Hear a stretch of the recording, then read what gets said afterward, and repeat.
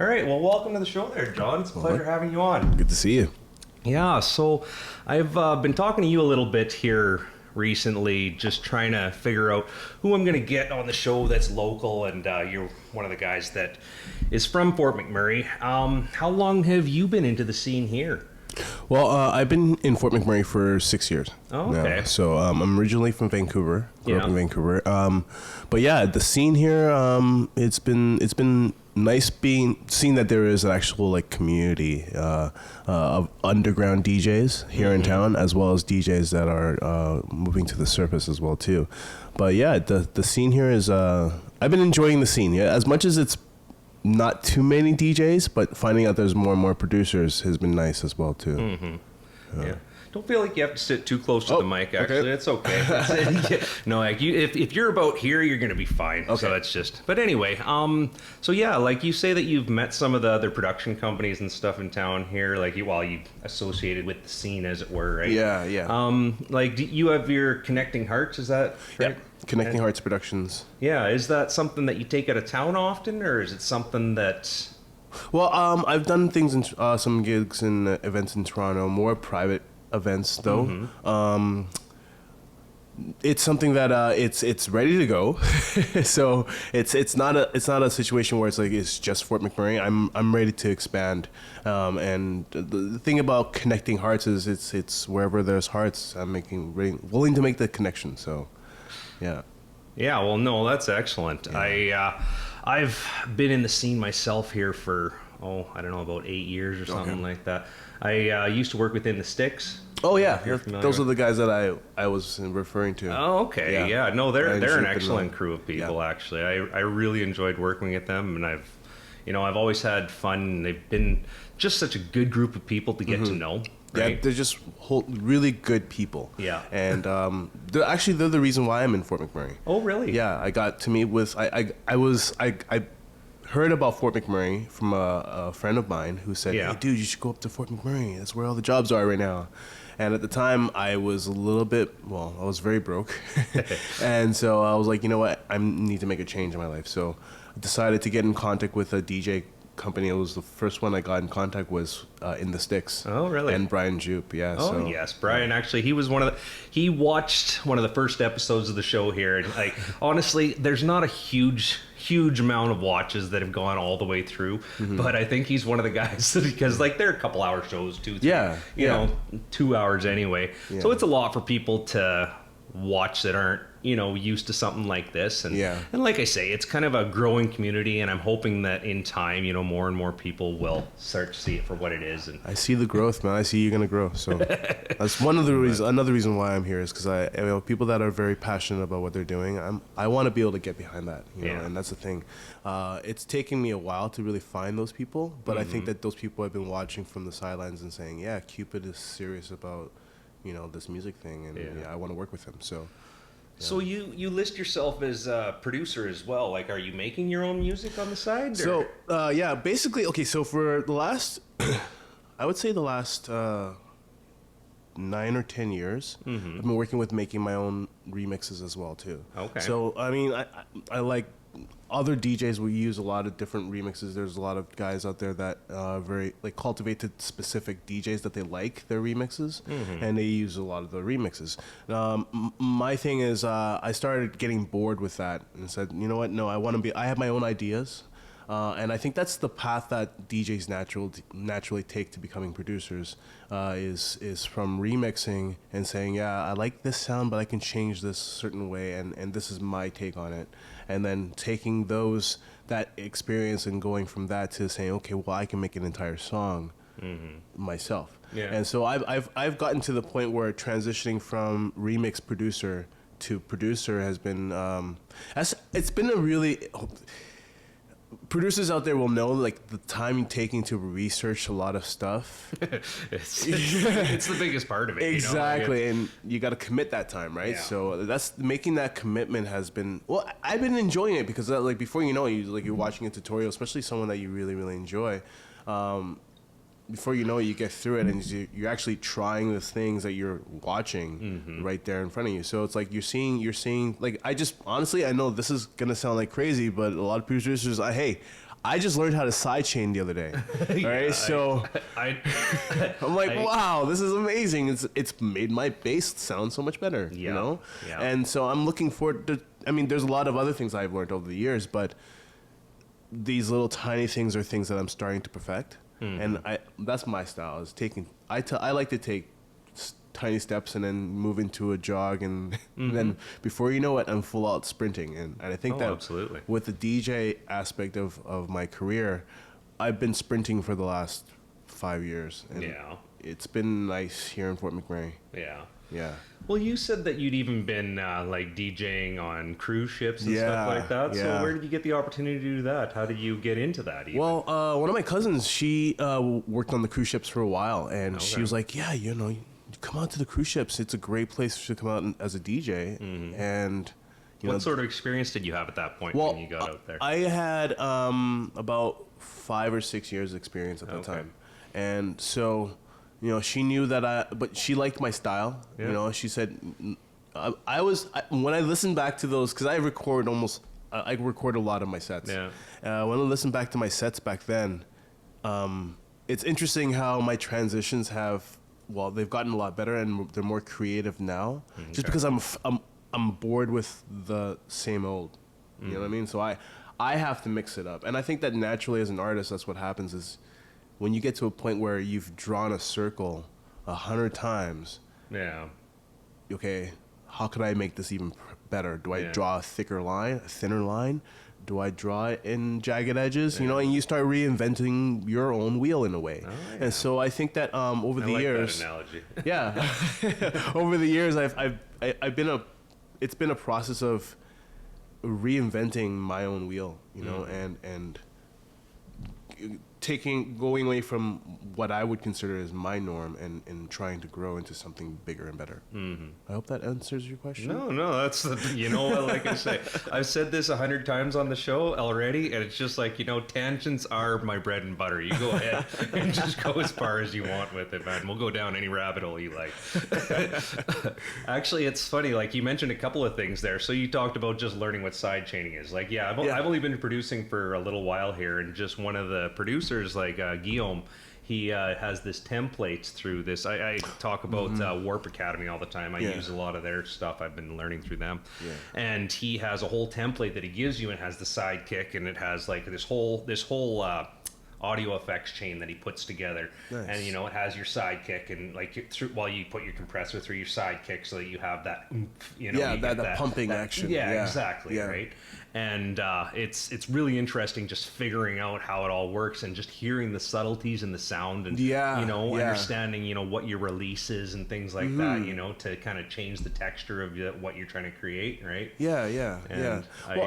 It's interesting you should say that, because it's like, I mean, I from what you've just said, it's like the process is not only are you taking something that has been put in front of you to learn from, it becomes something real that you can be able to apply right away. Oh, absolutely. Right? Can you be able to take those, can you copy those side chains over to your projects? Chains? It goes like, it's just, I just save it my audio effects rack or whatever. Nice. And it has my EQ8 and my compressor and my you know, my limiter and everything. Well, not limiter, but it's got everything in there, right? What DAW is it for? For Ableton is what I use. Okay. What do you use primarily? Logic Pro X right now. Yeah, I got Logic with my first Apple computer, and I never really got into it as much. I was a big enthusiast back then, but enthusiast is about as far as it went. Right? I was one of those guys that said, "Oh, one day I'm going to do it." And 8 years later, I'm like, I really haven't done much with it. Well, it's a big learning curve, I think. And there's a lot to learn with Logic as well too, which is, I think, another reason why my process has been so slow. Is, okay, man, how do I do this? And then, but YouTube has become a huge part of my learning now, and being able to learn from other producers and watch what they're doing has been amazing. But I think I want to get what you were, if I can get that pack from you. Absolutely. No, after we're done, I can show you what I'm talking about. Perfect. See, yes. Even if it's not the exact, like if I can't share that exact thing, then I can just show you the audio effects that are in it. You can build your own audio, or your effects chain out of it, right? So that's something I would love to see. Definitely. Oh, absolutely. So yeah. Anyway, what else were we talking about there? You said something after. Oh, the cruise ships. Yeah. So she's like, ships, yeah. she's like, yeah, you should come on the cruise ships. Come and check out the cruise ships. It'll be a perfect environment. I committed to it. I went out for 6 months, DJ'd for every single day while I was out there. Oh wow, jeez, Yeah. that's a good learning experience. Exactly. Yeah. Wow. So every single night you have to keep the crowd going. So Yeah. that was an opportunity to learn like a high piece. If you're a DJ out there just starting and you're looking for an opportunity to learn, the best thing you can do is go on a cruise ship for yourself. As Yeah. much as I honestly if asked to go back again, I think that I would go for a shorter amount of time. Yeah. How long were you out there for? 6 months. Oh yeah, sorry, it you was just rough. said that. Yeah. No, it was a Not to rough. be rude. It was a rough stint. No. Yeah. Okay, so I took my turntables out with me because there's no way I'm using amateur equipment. My goal here is to move up as a professional DJ. So I want to be able to work with professional gear. So I took out 2 turntables, and if anyone here has ever taken your turntables on an airplane, you know what happens when you land.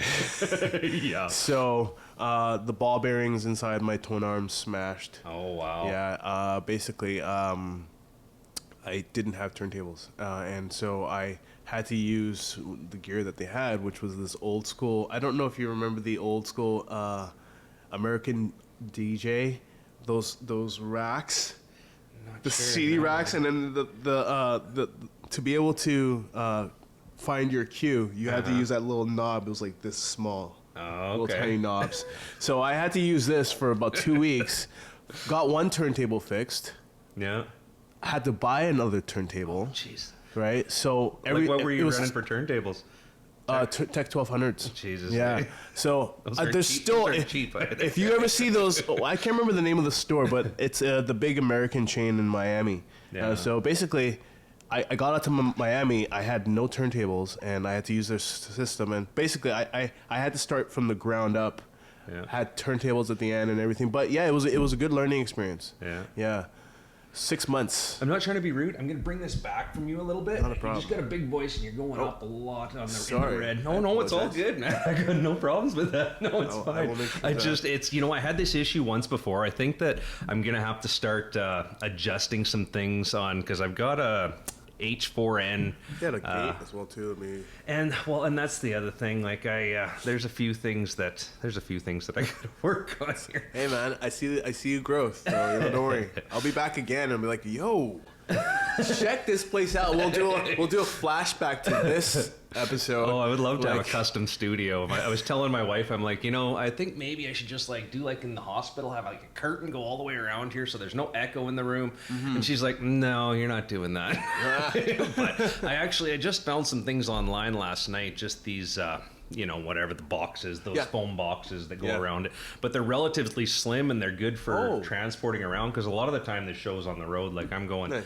I have a couple that were in Calgary, one that was down in Oregon. Like you mentioned that I went to university. you went to university out in Oregon there. Yeah. And that's where you got into the scene in the first place? Like DJing? Well, I was in university and I wasn't very good at university. Okay. So I started collecting records to be able to distract from university. Oh, well, that'll happen. Yeah. So I started collecting records, and I mean, I was taking a bachelorette's in theater. I took all my theater courses the first year. Second year, I was bored because I was like, why am I taking biology? Yeah. And my father tried to justify it by saying, well, in acting, you have to know about the human anatomy, right? I'm like, yeah, at a university level. Yes. Yeah. So basically, I did not want to be there at all. And collecting records was like sort of my go-to in terms of like my hobby. And before you know it, I had this stupid amount of records in my dorm. And so what's your collection look like these days? Oh wow. Oh. So my first ever record I hid from my parents was Public Enemy. Oh, okay. It Takes a Nation. Yeah. So I had this cupboard, and I had the stuff behind the box in the cupboard behind the box up there. Well, I'd actually heard you on another podcast from here in town. I can't remember the guy's name, but you'd mentioned that you come from kind of a religious upbringing, so that was a big no-no for you. Yeah, I wasn't allowed to listen to secular music. No, not at all. No. And actually, you know what? As much as it sounds like something that's bad, I actually kind of think it's a good thing. Yeah. Be honest with you. Well, no. I think that you know.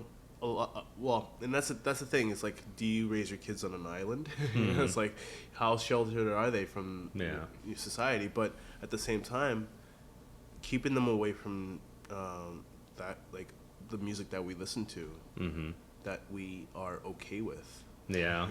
It's definitely changed, especially since we were teenagers, though. Even, you know, like I know my mom and dad. Like I told mom that I like rock music when I was in high school, and she got me not Nirvana.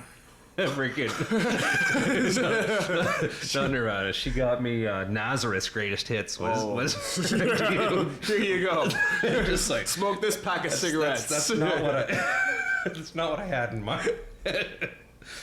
But oh man, Nazareth, hey? Yeah, I gotta go back and listen to the album now. I still like it, actually. Honestly, I still like it. Yeah, well, there's nothing wrong with that. No, I like Nazareth too. I gotta go back and listen to the album. I have a lot of different stuff on my podcast. Oh, sorry, my iPod. Who calls it iPod? My iPhone. Yeah. But yeah, my record collection looks like I got quite a bit of jazz. I actually, my thing right now is I'm collecting one record from each one of the members of the photo a day in Harlem.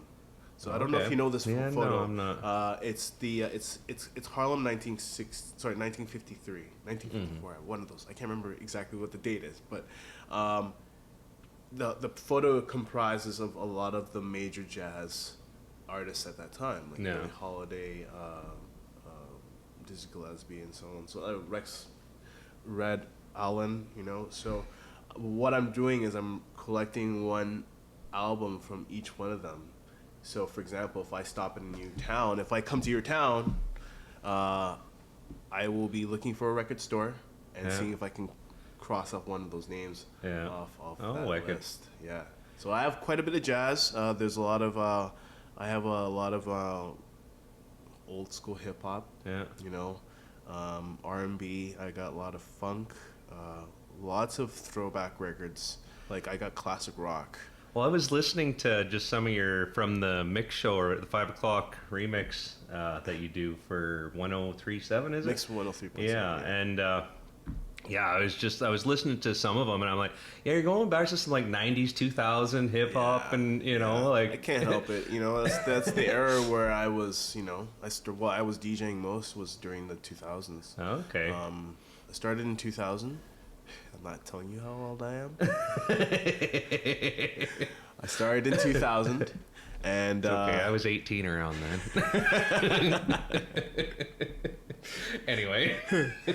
I was 2005. Can you imagine getting on a ship at 25 and being like, wow, I'm going to sail the world, you know? But yeah, that's the thing. DJing has been awesome. Being able to go to Japan. Oh wow, you DJed in Japan? I did a little bit of DJing in Japan. Again, very private stuff. Yeah. But you know, traveling the world has been fun, and I want to do more of it. I really want to get to. Right now, my eye is on Hong Kong, Dubai. Would love to go a little bit more into the States. Yeah. Man, if I can go to a Polynesian country, you know, I'm there, totally there. Yeah, but yeah, that's the thing. I got to get my production up. Yeah. And I want to, you know, I think that's the key to getting on big stages these days is you have to have your own sound.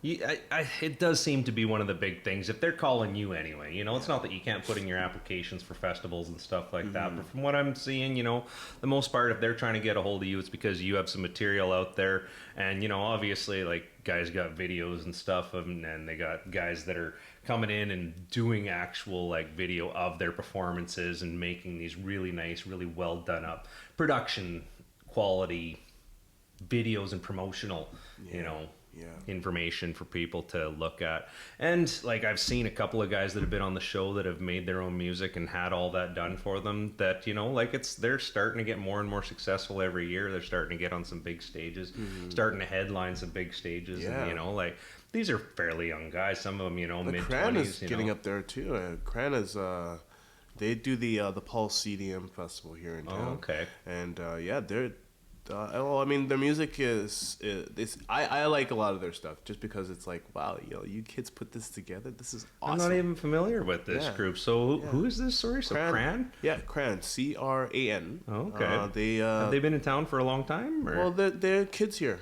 in town. Yeah. Oh, okay. I guess you're gonna be checking them out soon. They're probably gonna be on the show soon. You know? No, that's excellent. Yeah. Hey, and note who plugged them. Okay? Yeah. Shamelessly plugged them as well too. I have no reason to plug them other than the fact that I think that they're making amazing music, and I think that they do need to be recognized.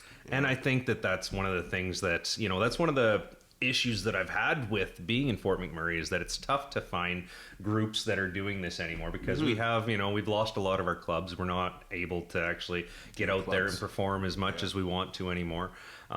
Like you're somebody like yourself. So you were telling me that you're doing East Village Pub the other night. Is that a regular gig for you? Do you do that? Yeah, we have Sunday nights over at East Village Pub. Okay. What we do there though on Sundays, this is okay. So I enjoy the entertainment of karaoke. Oh yeah, and I think it's very entertaining. It's funny, that's not the first time karaoke's come up in this show. It's actually a pretty regular conversation. And you know, and being a DJ that's looking for work, I've decided to take on this job of running karaoke. But it came with one stipulation, that I had to be able to still play music for people that want to come out and dance. Oh, right on. So we do a sort of like a half and half karaoke dance party. Oh, and that's for Sundays. Other than that, right now, I've been talking with the banquet hall about doing stuff there. I from time to time I'll be over at town hall, but I think that this town is a lot of the major events. The thing that I found is the sets are very eclectic. You have to be eclectic, and I think that there was a time when it was just EDM in this town. Yeah. It was very much only EDM. And I think when I got here, I was doing something that, you know, bringing that sort of like West Coast Vegas style of like quick chopping but eclectic, you know, we'll play what we want kind of style. And I think that a lot of, I'm hoping it's not boring people. I'm hoping that it keeps it interesting, because I think that does make it a lot more interesting. Like you did my my son's school the other day. You did the thing for that's what I'm saying though. You're talking about having eclectic taste though, and like you have to be able to do something like that, because like kids, if you give them a good beat, they're gonna go crazy. But like, you know, you had that whole floor dancing with, you know, all the parents were out there, everybody was enjoying themselves, right? So it was interesting to see the way that you could go between different genres. And you even made a comment the one time, it's like, you see what they're dancing to right now, parents. They know the words. They know the words, you know? And that's the thing is like, I think that it is important, especially when you do dances like that. I love doing kid dances. Yeah. Oh my gosh. Yeah. I think that's one thing that keeps me young. Yeah. Is doing those youth dances. Because it's like, you have to tap into that youthful energy. You have to let go and be like... It's not like you're playing, you know, little kid songs by no means. No. Like, these are all songs that you'd hear at any top 40s club anywhere, exactly. right? But just edited, and also, you know, a little bit, some of them a little bit... Get away from the illicit. Exactly, you know? Yeah, exactly. You can get the non-explicit. Okay, I'll give you an example of what I mean. There was a youth party I played years ago back in Vancouver, and I was asked to play one of the parents came up and said, "Hey, can you play Holla Back Girls for me, for the kids?" And I'm like, are you sure about that? He goes, "Yeah, it's their favorite song." I'm like, "Okay, I'll do it." Yeah. So I did it. I played it, and you know the part of the song where she says is bananas. Oh, the shit. Yeah, whatever. We can swear on this. Okay. Oh yeah, this is. I put everything E for explicit. Explicit. Not for everyone. Nice. E for explicit.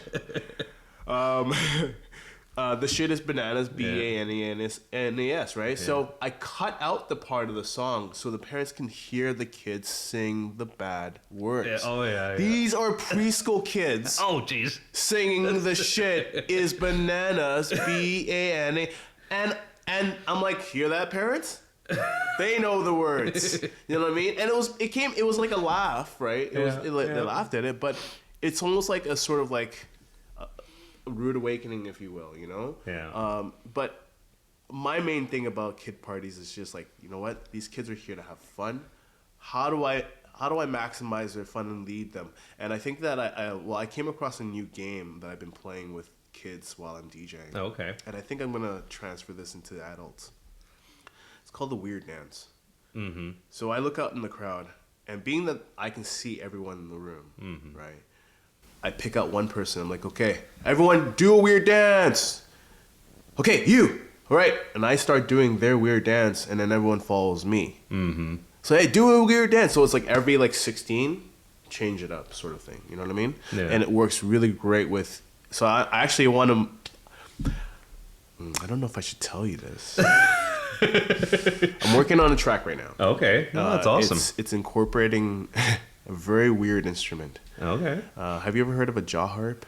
Can't say that I have. So no. Basically, these are very old instruments. A very old instrument. It's an instrument that you would do. It's made out of steel. Okay. And it's forged in a way that it has there's a piece that's welded onto it that's a thinner piece of metal. Okay. And so what happens is it's like a sort of like a C with two rolled pieces, and those rolled pieces go against your teeth, and you flick the what's it called, the piece of metal, and it makes a weird noise, like a it's used a lot in old country western music. Yeah. Okay. Right? So right now the weird trend is this country western trip hop kind of thing. It's funny. I talked to another guy about the fact that country music and electronic music are starting to come together. People laugh when you say it, but I'm happening. Like, no, man, that's a reality. It's happening. Yeah, it's happening. And the funny thing is, Diplo was joking about the other day. It's like, yeah, the one area I got to beef up is my country music, and I was like, no, he's doing it. Yeah, he's got it. I would not be surprised if Diplo dropped. I would not be surprised if Diplo dropped a country western album EDM thing. Yeah. That'd be really cool. So basically what I'm working on is... I'm working on this EDM sort of country western feel kind of thing. I really want to focus on these old sounds, but also try to take people to the root of that sound. Because people... I have no problem playing country western music. I love playing country music, okay? Because, one, people like it. Mm-hmm. And I'm sorry to say it, as much as I'm here on an EDM show, us EDM DJs need to start remembering that music is music. Well, thank you for finally saying that. Sorry. Period, right? It's like... you got EDM DJs that will play at 130 the entire night. Yeah, and it gets boring. Yeah, it does. Exactly. And it's like, we're not drones, we're people. Yeah. People march at a different drum. Some people march at two different drums. So from time to time, I'll transition down or transition up and play something. And I find especially with the youthful groups, if you play tracks that are designed to be played at 16 at 128, it's like you're amping things up a little bit. And then the same could be said for tracks that are 130. I noticed you going with some really big BPM changes that night. I'm like, yeah, he's really changing it up right now. Yeah, because and also to be able to fit in what it needs, especially if it's eclectic, it has to change, and you have to be willing for it to be fluid and change quickly. That's I'm doing a second show that's the sister podcast to this called Chaotic Encounter. So if you're interested, actually, if you want to do a mix set for it, you're more than welcome to. But so what the idea behind that is that I will mix, an hour, half hour, whatever, and then I'll have the other artist, mix hour, half hour, as the guest DJ. But what I've been finding is that it's been a while since I actually DJ'd, to tell you the truth. I took a probably 4-year hiatus from it. Wow. So I'm getting back into it again, and like I know a lot of the techniques and stuff, but I've just been going through YouTube. Like you say, YouTube Anniversary is is one of the best places to search. We have to keep the information free, okay? I'm sorry, I have to say it. Yeah. Okay, it has to be said. Open source information has to be kept free. Oh, absolutely. Yeah, sorry, absolutely. I apologize. No, for that's fine. interjecting You know, state your opinions, man. I love to hear them. It's great. So, but as far as it goes besides that, though, is I just want to get more into, well, like, as I said, when I was listening to your set, it kind of inspired me to go back and say, okay, yeah, so I can layer things on top of each other and I can get this really nice mix, you know, like, or at least have it be perfectly timed the whole way through, you know, or, you know, like take 6 songs to transition from 124 up to 140 kind of thing, you know, with it sounding, you know, without anybody noticing the tempo change, right? Yeah. But going back and actually taking those different techniques where, you know, you filter out certain sounds, or, you know, you just use effects to your benefit, and, you know, even simple things like a backspin or whatever, you know, can have a really good effect in a set as long as they're used properly. And that's things that I've been kind of forcing myself to go back and reinstate in my sets. Yeah. I think that it's all about like the time and place has to be taken into account as well too. Yeah. And that's the thing is like, I've had people come up to me at the beginning of my set. Well, the first thing is never ask a DJ, "Oh, you gonna play some good music tonight?" That's the worst thing you can ask a DJ. I usually say no. I'm thinking about playing the crappiest songs I've ever heard for you tonight. Yeah. That's my plan. And you're gonna eat it, whether you like it or not. So that's the first thing. Is like I usually try to assess the place that I'm at, and also who's gonna be there. Yeah. If I'm in the room by myself, hey, if you're in a room by yourself, you had to go there. hey, but that's what it is, though. That's what it is. It's self-pleasure, okay? So I'm not even going to say the M-word. But, yeah, I mean, that's the thing. You have, in relation to, like, for example, if I'm... This is weird now. If I'm masturbating in my room and I know my parents are home, there's certain porn I won't watch. I'll probably go more softcore, right? Here's an analogy for you. I'm going to give you one, okay? So I probably go a little more softcore. I'd probably maybe flip through the Sears catalog, right? I'd be a little bit more discreet. But if I'm home alone... Oh, Christ. You better believe I'm running around swinging from the chandelier like a monkey, like just beating off. I'm doing it. I'm getting it done. So anyways, yeah, it's all about your environment that you're in. Yeah. Right? It's all about in relationship to, like, yeah, if I have a 64-year-old woman coming into the room, unless I know for a fact that she's down with Jay-Z, I'm not gonna play. If you're having girl problems, I feel bad for Sean. I got 99 problems, but a bitch ain't one because she's the only one in the room. I'm definitely not going to play that. Unless she asks for it. Hey, grandma might be kinky, bitch. Hey, I've been, hey, you would be surprised what you see on the cruise ship. Oh, I can only imagine, you know. We're 65-year-old swingers. Oh, man. Oh, it was fun. The cruise ships were fun, but it was a lot of work. It was a lot of work, yeah. Sorry, I can't remember where I was going with that. I don't know. Fuck, it was funny, though. Yeah, it was fun. You say that you are working on producing some stuff. Do you have anything that's out at all by chance? No, or? nothing released. I'm very protective of my work right now, just because I've had work stolen in the past. Okay. I don't want to go into that. Yeah. So yeah, no, it's I'm having fun. Let's just say I'm having fun, and that's the thing is like I think that, well, hearing JoJo on the Daft Punk album, what's it called? The last one they just released. Oh, jeez, I can't remember what the heck it's called, to tell you the truth. But Discovery, I think. No, the Discovery. I don't know. No, I'm not sure, to tell you the truth. But having hear JoJo tell his story about how he used to sleep in his vehicle as a DJ, and being able to relate to those stories that he was telling, and where he was talking about the click and all that analog stuff with his Moog, and just being inspired by like hearing someone that was just like me, go through all that stuff, and knowing that I've gone through all that, and being able to say, look, I want this, so I'm gonna make it happen. That has been like a sort of like a new plateau for me in terms of my producing. And he talks also about letting go of the rules. And after hearing that album, I think my music, a lot of people really dogged on that album because it wasn't like a Daft Punk album. Well, it wasn't what we were used to. Yeah, you know? It was, and people weren't there expecting. wasn't no intergalactic planetary. Exactly, yeah, you know, and it's the thing, it's just like this, the robots decided to give us what we needed as opposed to what we wanted. Yeah. And it's not necessarily what we need. It's, it's, as an artist, I don't think you necessarily, you want to reach your fans, you want to reach your clique, but at the same time, there's a place where you got to draw a line and say, this is what I want to make. This is the thing that I find beautiful or moving or creative or whatever it is, right? Well, that's the thing we needed from Daft Punk. Yeah. We needed to hear the inner workings of the robots and say, okay, hey, this is the true artwork. This is our artwork. This is what we're putting out, and that's what they gave us, Yeah.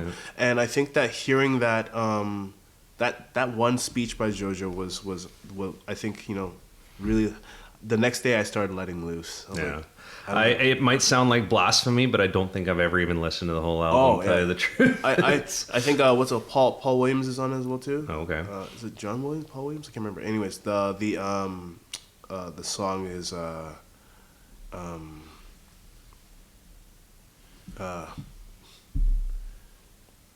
I can't remember. That's all. But no, there's some powerful ballads on there. It's just like, again, people don't really see it as an EDM album, but I think that it did its job in terms of showing the essence and the origin of EDM music. Yeah.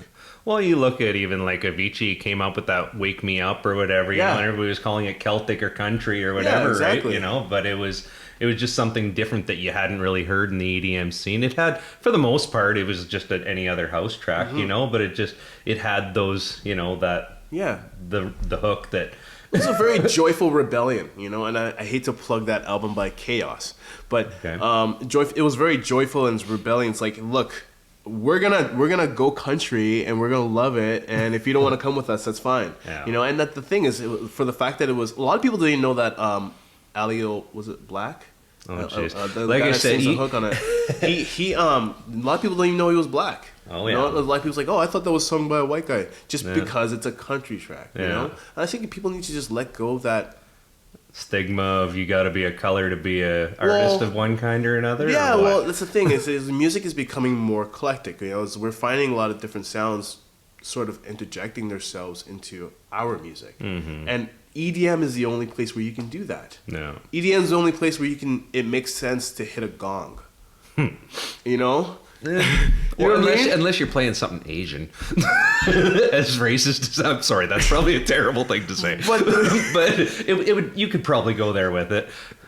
Oh, freaking you listen to some rock music, or like a giant bell, like Hell's Bells. Yeah, exactly. That, No, but the thing is, it's like there's difference, and also there's like timing is changing as well too. We have some DJs that are interjecting a 3-4 time signature in the middle of their tracks. Yeah. Why the fuck not? Yeah. Why not? I love it. I love what's happening in the. It makes it harder to mix. That's for sure. It does. But if you can find someone else that's doing the same thing, why can't there be more than one? Can you imagine there? And this is gonna sound really weird, but a 3-4 time signature EDM track. That's the weirdest thing I can think of right now. But that would be really cool. See, I just started learning piano, so it's just like, understanding how the different times, it's not a very complicated thing once you actually know what it is, but, taking the time and figuring that out, it's just 4/4 is so much simpler to find, your one beat and everything else. Yeah, well, because that's the heartbeat, right? Yeah, exactly. Yeah. It's just the... Well, every other song's done that way though too, right? So even your phrasing's going to be different. You get to the end of it's 64 beats as opposed to I don't know what. It would be totally different, right. Totally different. So no, I think that. But I mean, again, that's the thing is the beauty of EDM is being able to, again, you can step into a box, or step out of a box. Whatever you're doing is you're an artist expressing, and EDM gives you the opportunity to do that. And I think that having it be so fluid now that it's getting to the point where things that some people would not have considered EDM before are starting to creep into EDM because the aspects. Look, as a Nigerian Canadian, right?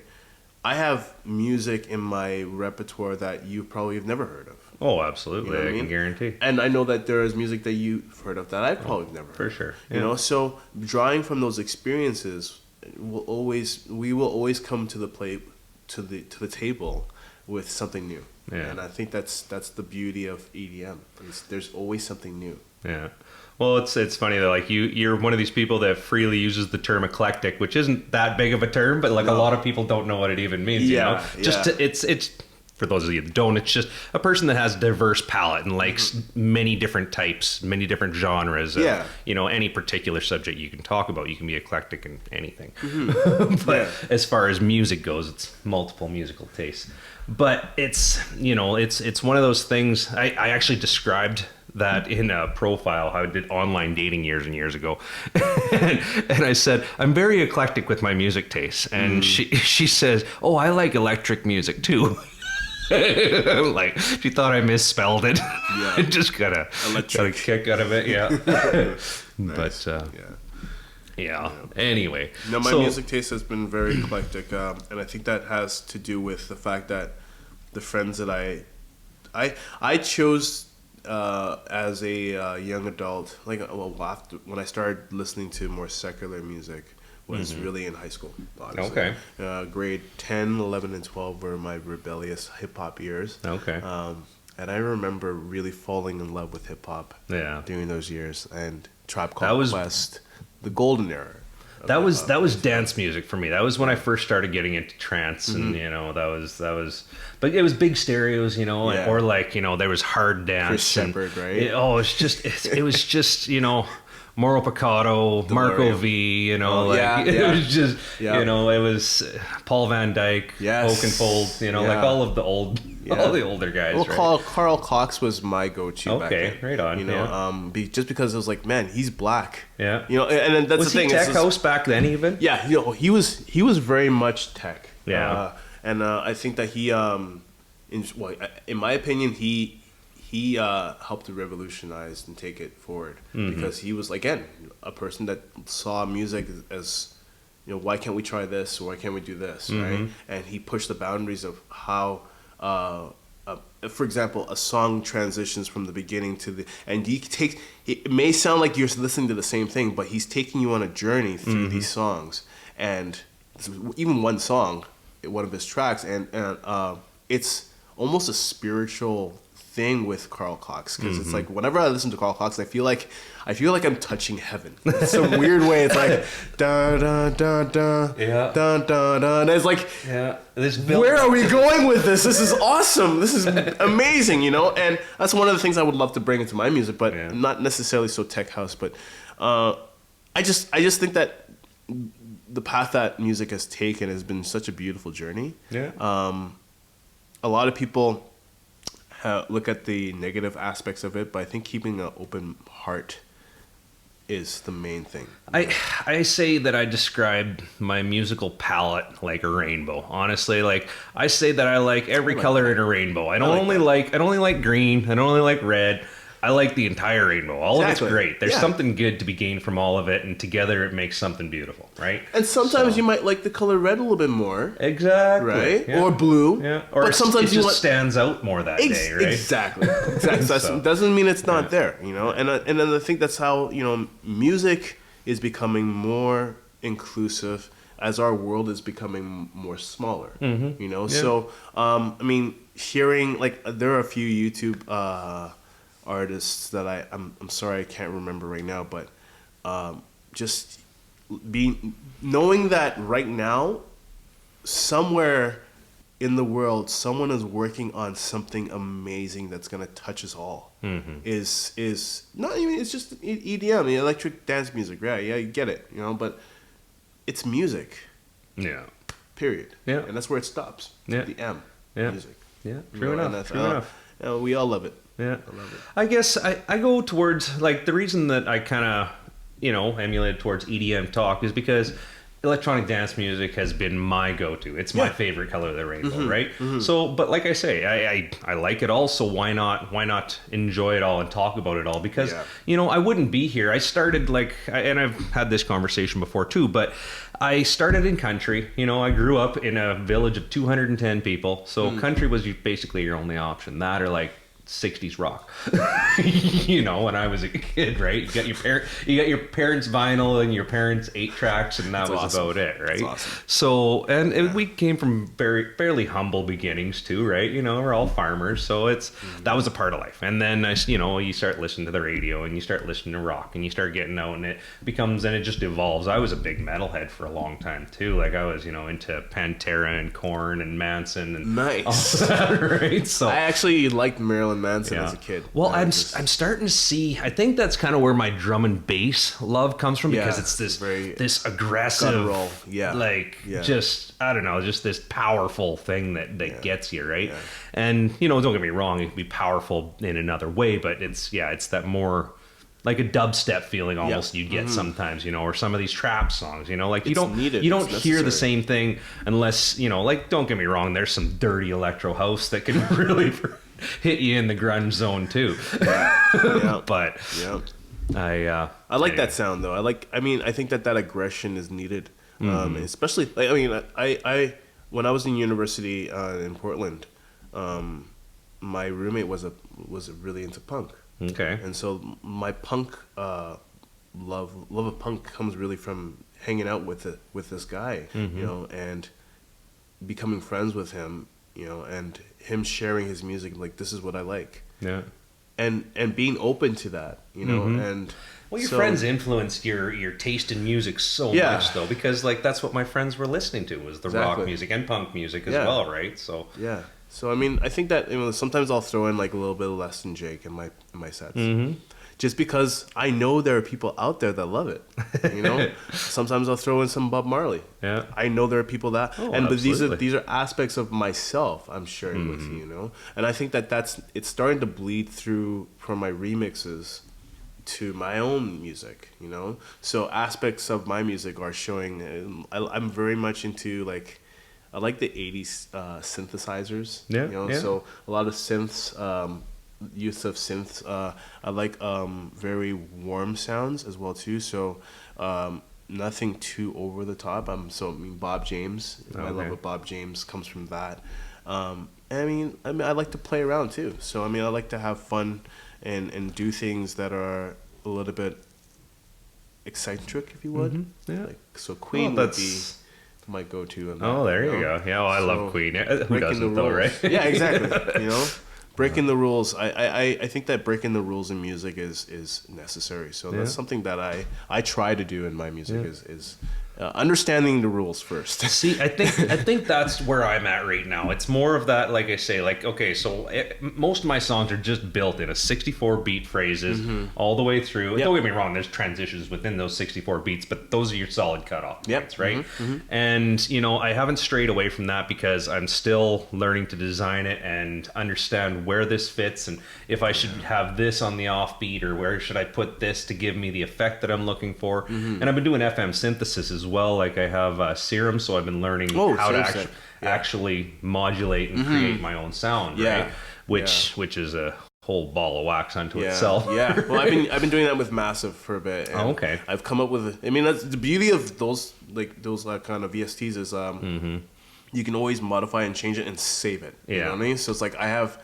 Take the preset and then make it into I'm wondering your own. actually, do you switch? Do you swap with people? I wonder if there's a way to be able to swap VSTs, the settings. I don't know if you can I know that you can specifically for if you had Serum, for example, I could give you all of the stuff off there, I could give you certain packages because they're designed to go into that particular VST, right? I don't know about taking something from Serum that would work in Massive. I don't know the changeover on stuff like that. In terms of or some sort of way of. Well, I'm talking about people that use Massive. For example, if I have a setting. I wonder if there's a community out there or people out there that are sharing their settings to be able to, hey, this is the sound and how I got that sound. Oh, okay. Right? Yeah.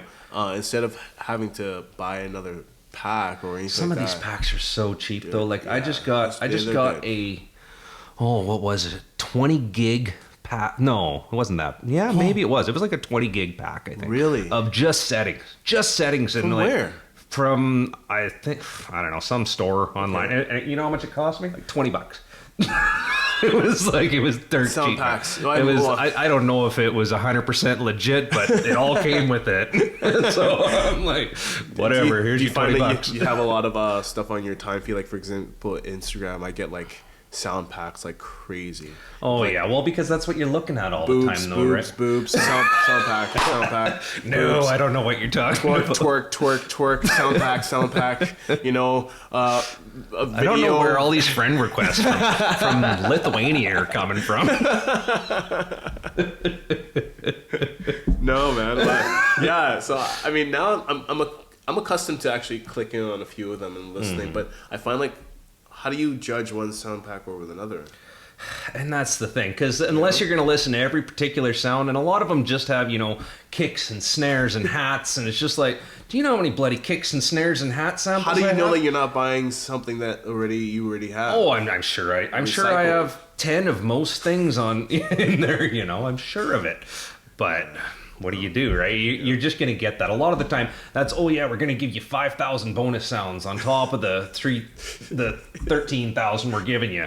Okay, sure, give me 5,000 extra. Oh, wait, I have 4,996 of those. You know, I've been finding that this right here, the recorder on here is actually not bad. Yeah. I've recorded some pretty cool sounds on this. I've heard a lot of guys actually using that and bringing it into the studio even. I use Serato sample with as one of my VSTs, and I'm finding like what I do is I'll record whatever I want and just I'll just dump it, like airdrop it to my computer, and boom, right to Serato sample. And I need to start doing that. I've heard quite a few guys just saying, you know, taking organic sounds from your environment and bringing that in and using that as the base of whatever you're trying to create, or even as your noise oscillator or whatever, right? You know, just have that off the get-go and then run it through your other oscillators and change it from there, right? You know, even, you know, change it so it'll go to different keys and whatever else. Yeah, right? it's a game changer, because there's nothing more organic and fluid than this moment and now. You know, I mean, and right now I'm looking at that glass. I've been looking at it. I want to tap it just because I want to hear this sound. I want that. Yeah, it's almost a really sad. There you go.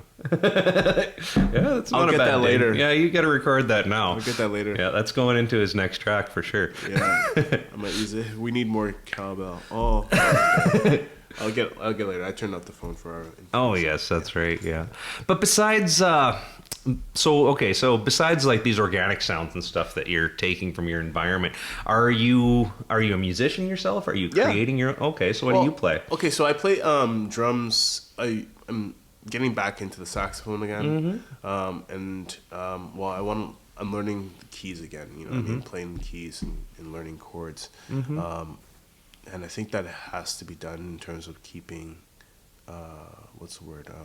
fresh and staying sharp with music.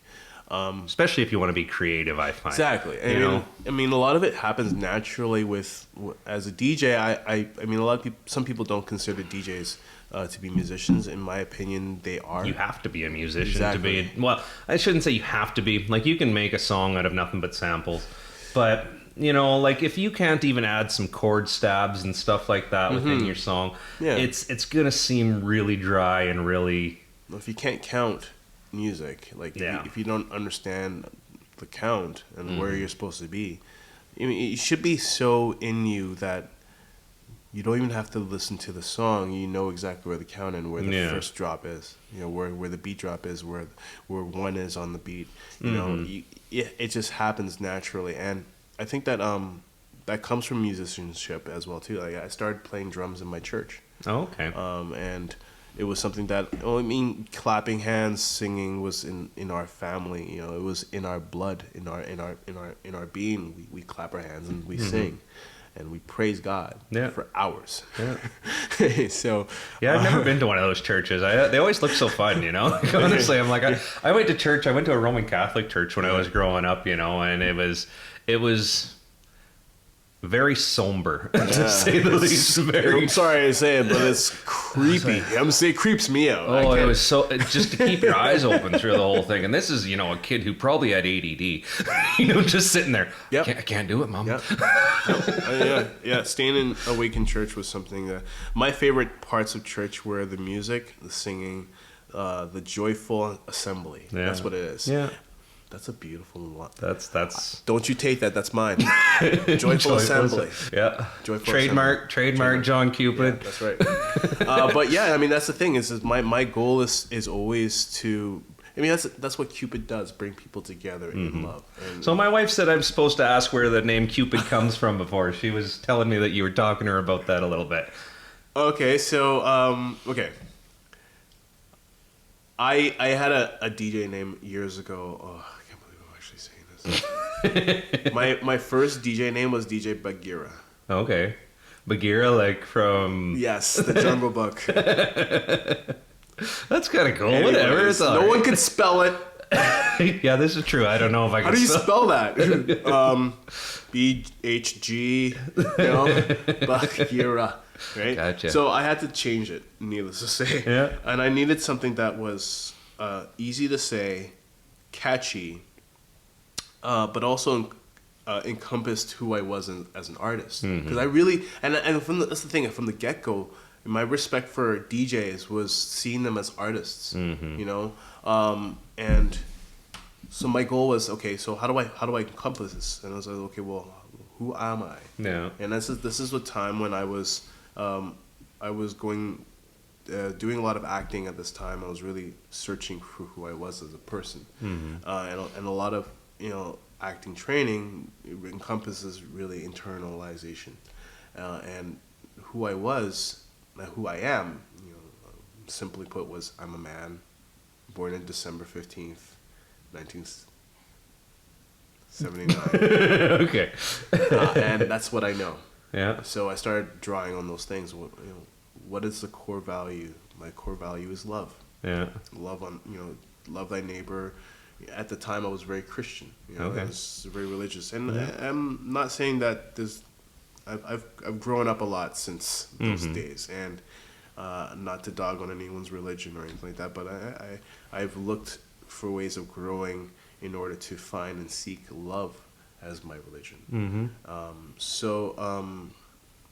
And being a righteous man as well too. Yeah. So Standing behind your conviction. exactly. So I was like, okay, well, what's the one thing that, you know, I drew this arrow as a male and Sagittarius. I was like, yeah, arrow.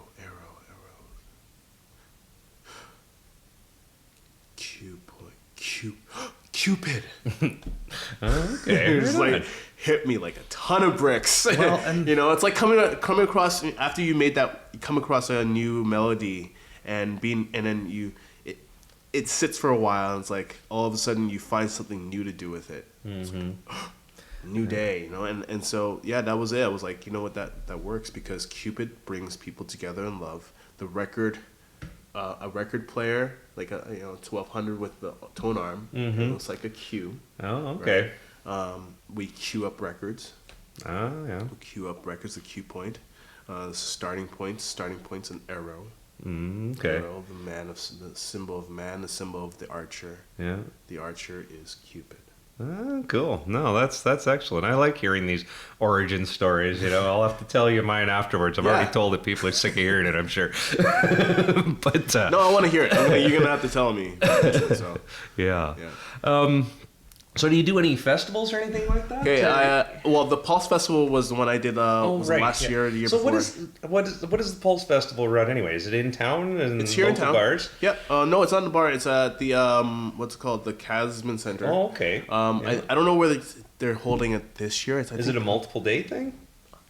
I think it's a 1 day thing. Oh, okay. You know, it's not. It's more like a get together. They call it the Pulse Festival. Yeah. But I do think that our town does need a sort of a festival of some sort. Maybe I mean, we got a lot of land out here, and you know, that could be used.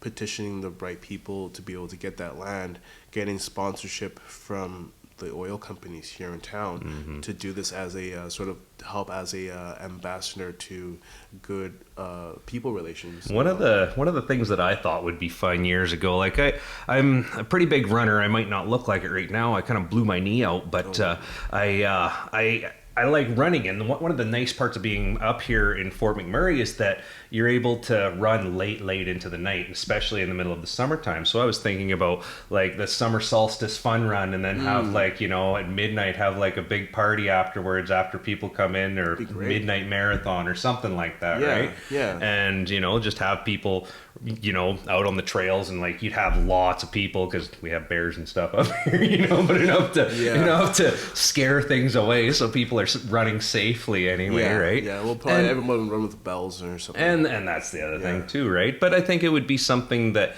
you know, you could have a great big dance party afterwards or whatever, right? And bring in some big names. Like we've had a few big names up here over the years, but it's, you know, it's starting to become fewer and far between that we see any. And not to say that, you know, the local artists aren't good, but it's nice to see some of these guys that can draw, you know, these multi-thousand people crowds and stuff like that, right? I would like to see that happen. I would like to see a big name. Well, I don't know, maybe not a big name. Like I'm not talking like, man, who's a big name right now? Avicii? Well, Avicii died. Passed away. Sorry, but like that's still a big name in my head. Sorry, but no, I'm talking like someone like Nicky Romero, or even like, you know, bringing. I'd love to see Dada Life. Honestly, it's Dada Life is a lot. They're a lot of fun apparently with the whole banana thing. Well, that's just it. They got their whole compound and stuff. Like I listen to their podcast all the time, and it's just like I use it when I'm on the treadmill or the elliptical or whatever, and I'm like, it's just. That's the shit.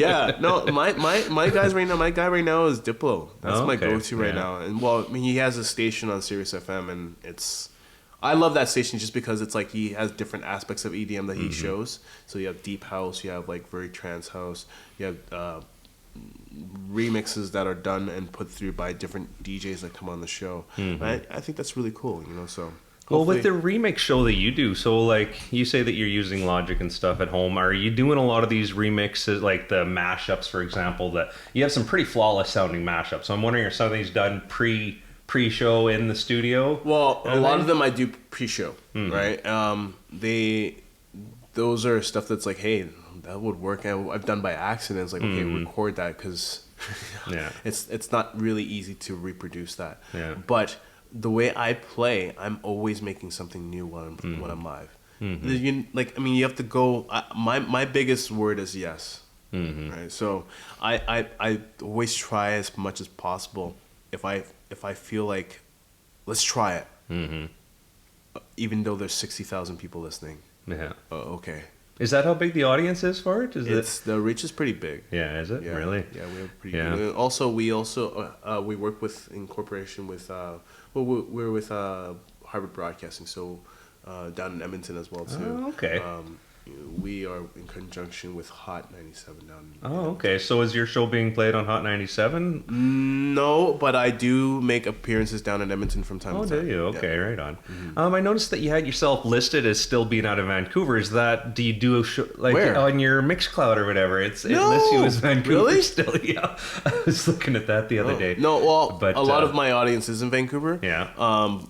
Fort McMurray is where I live now, so I wish I could just say Canada. Do you get out to Vancouver much anymore? Or I'm here mainly. Yeah. Vancouver is like once in a blue moon, maybe once or twice a year. Yeah. If there's any promoters that want to bring me out for anything out in Vancouver, I'm happy to come. Yeah. But as right now, it's been mainly Alberta.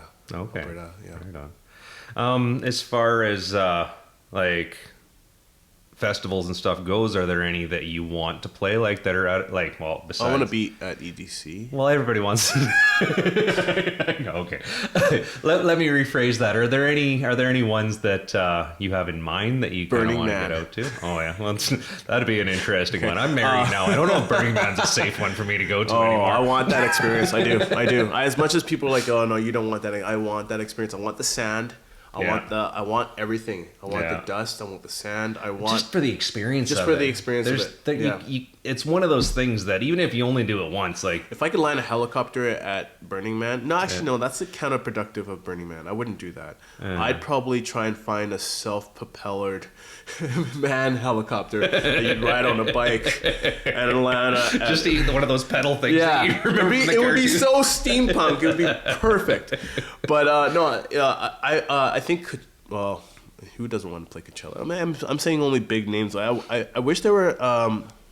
I had an idea for a festival to do here in town, and to do it as a steampunk theme, you know, and call it. What are we gonna call it? Steam. Oh gosh. We'll call it Steam, I think. Oh yeah. Yeah, and it be like sort of not slandering the oil companies, but sort of you know what I mean. It would be very it's like play, yeah, you know what I mean. Yeah, I hear what you're saying. Like I actually work for one of the oil companies up here, but I hear you. It's just like honestly, they're definitely the option of living our life completely dependent on water is there. If we you know. If we wanted to. Yeah. You know, but the thing is, you know, like there's just too much money into it now. There's too many big corporations that are into oil that until it's gone, yeah, they're not going to do anything about it, right? It's too much at stake to be able to just shut it all off. Yeah. As much as that's what I think would be the best thing, or not, let me rephrase that. I think it would be a good thing. It's not necessarily the best thing. And well, if we invested half the money into water and like, you know, using hydro as our main source of everything, half of the money that we use for oil, like this world would be different tomorrow, you know, like it would, but it's just a sad state of affairs. It's just not going. I just want to sample all the sounds that are made. Yeah. Going into the production chamber. I'm thinking, what kind of clang sounds would be in there? It's just like that. Yeah, that sounds cool. Awesome. You know, no, I mean, I'm always looking for sounds, so that's my thing. Like I say, I think I got to start getting into that more. Like I say, that's that Zoom H4n there that's acting as my mixing board right there. It's actually a really good standalone recorder that I should you know utilize out in public and stuff like that too. I've basically been using it because, like I say, the show goes everywhere, so I don't have. Without taking a giant mixing board along with me, you know, it's just a nice run through for everything, right? Yeah, exactly. Nice. So I heard you mention that you were teaching people to DJ as well. Is that something that you do now? So here in town, in order to survive as a DJ, as an artist, I had to find other ways of working because you know you can't work a 12-hour shift and be a full-time DJ. Yeah, I was burnt out. I was when I first got here, my second year, I was working something like 18 hours a day. You know, so I was DJing and also working security as well as working for Luma Systems.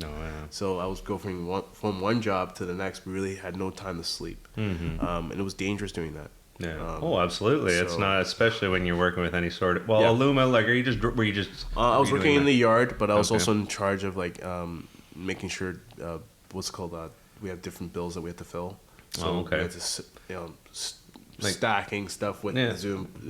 What's called the forklift? Yeah, forklift and stuff like that. So you know, it can be dangerous if something falls. People can get hurt. Yeah, exactly. Sure. So I mean, it wasn't necessarily me out in the oil sands, but you have to have respect for the people around you, no matter what you're operating, though. Exactly. And you have to have respect for yourself because, like, I've found even, you know, like I drive the biggest truck in the world, you know, and you know, if I'm tired. I start getting the nods. That's not a good thing because people get run over real quick. Right. Yeah. So especially with any kind of accidents with those kind of vehicles, you're talking about life and death situations. So absolutely. I decided to take myself away from that situation. I quit my jobs.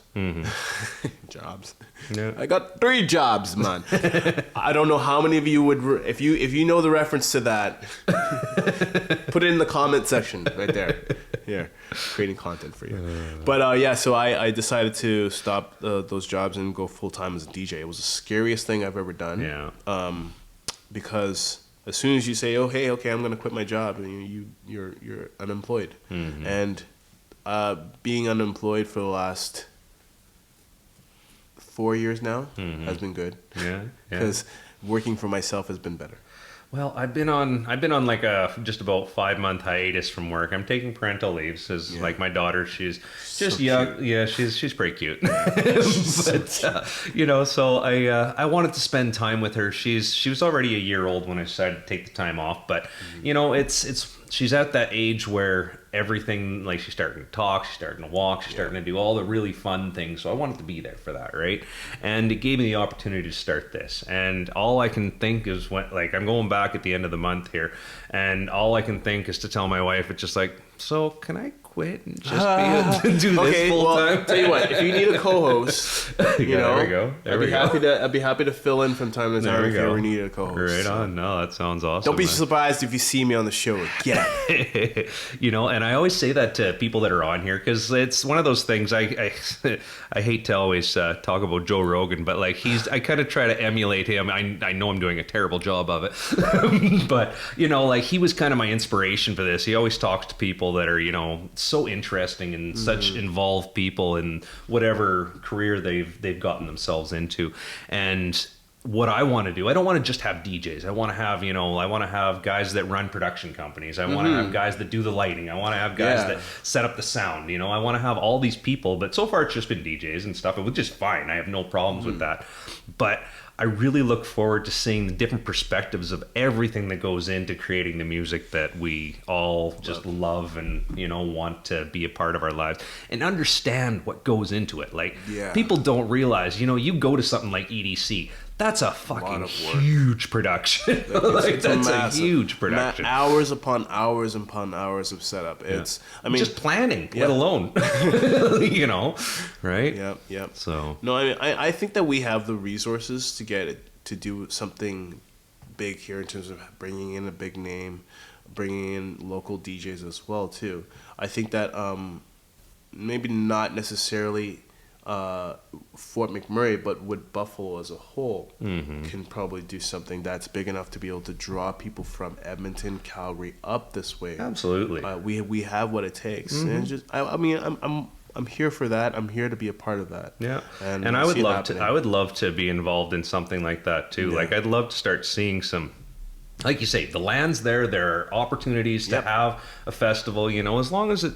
The biggest problem with a lot of our dance music culture is that, you know, it's the safety issues, right? Because, you know, a lot of people partake in drugs and other, you know, things that come with the scene. And as we all know, there's no lying, there's no denying, right? But it's not to say that that's all it is, obviously, because freaking if that was all it is, none of us would still be here, right? No. But well, I find, like, with the EDM scene, people are very the village mentality is very much there. Yes. And I think that each and every festival that there is, it has its own tone. And when you set the tone from the get-go, like, this is who we are, this is what we want to do, and this is how we would like to involve you as our guest. Yeah. I think you set that tone. I mean, you look at what what's it called? Tomorrowland did in less than 5 years. They did that. Right, and we're able to get to a position where people trusted their product, their brand, and said, "Look, this is what's going to happen there." Yeah. Well, how many people even go to? Do you have any idea? I've just seen pictures of it, and I'm ridiculous. That looks amazing. Yeah. Like, amazing. It looks amazing, but for me, I get a little bit. Another reason why I became a DJ is because.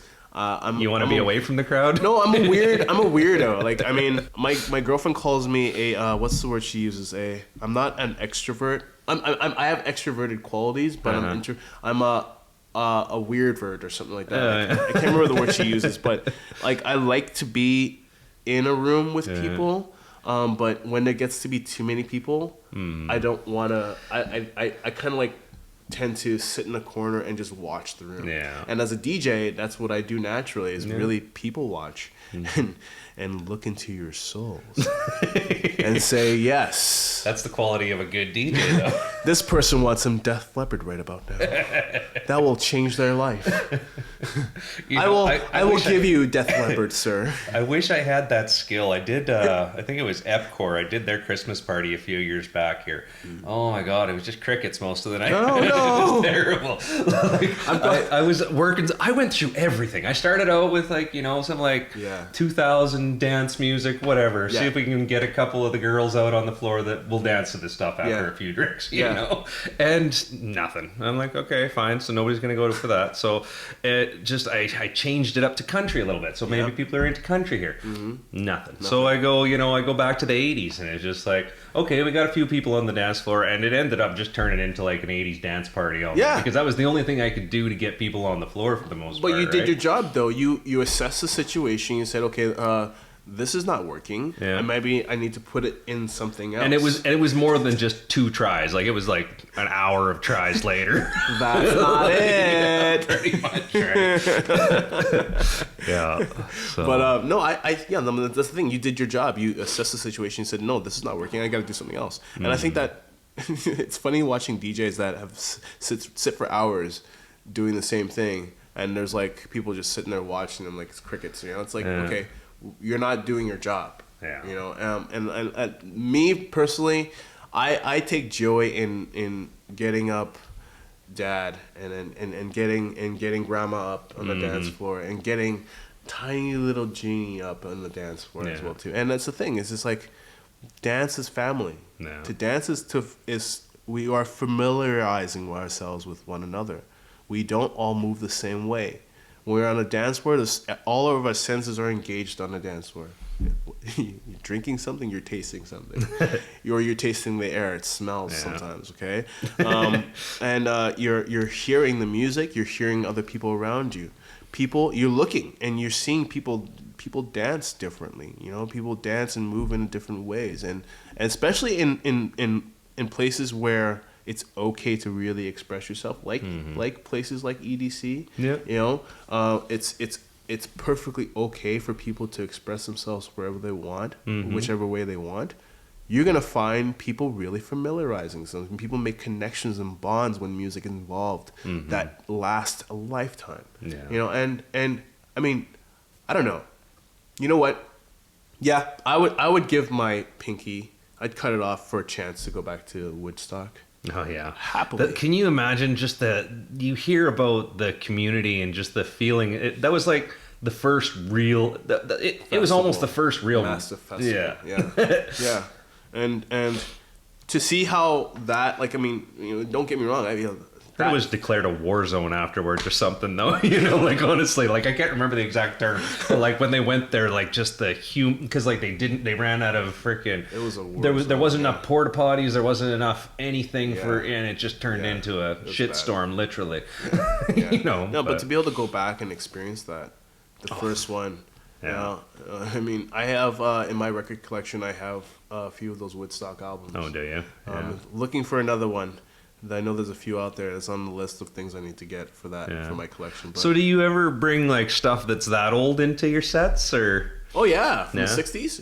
Yeah. I mean, I've sampled, and that's the thing with records. Every time you play a record, you destroy it. But I sample a lot of things like from the records. Like, for example, there's a speech in the Woodstock album. He's talking about there's some yellow LSD going around. Oh yeah. Be careful of the LSD going around.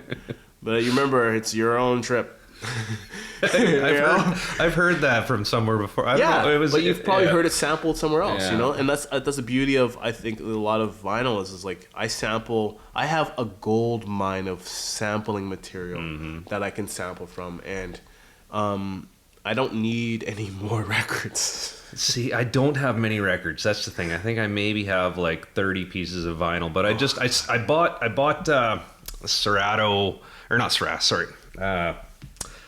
Stanton. Okay. Stanton 150s. They came out right after Tech 12s. They're this is a heavy one. Yeah, they're really good They're a really good quality Stanton turntable. But as far as it goes, I started learning on it, and because that was the thing that I'd always wanted to get into. It's a straight arm, right? No, it's an S arm. It's an S tone arm. Yeah. But I really enjoyed using it. But honestly, when it comes down to, I have a 12 by 10 room upstairs that's my studio, and I've got my synthesizers, my mixer, everything else all up there. Yeah.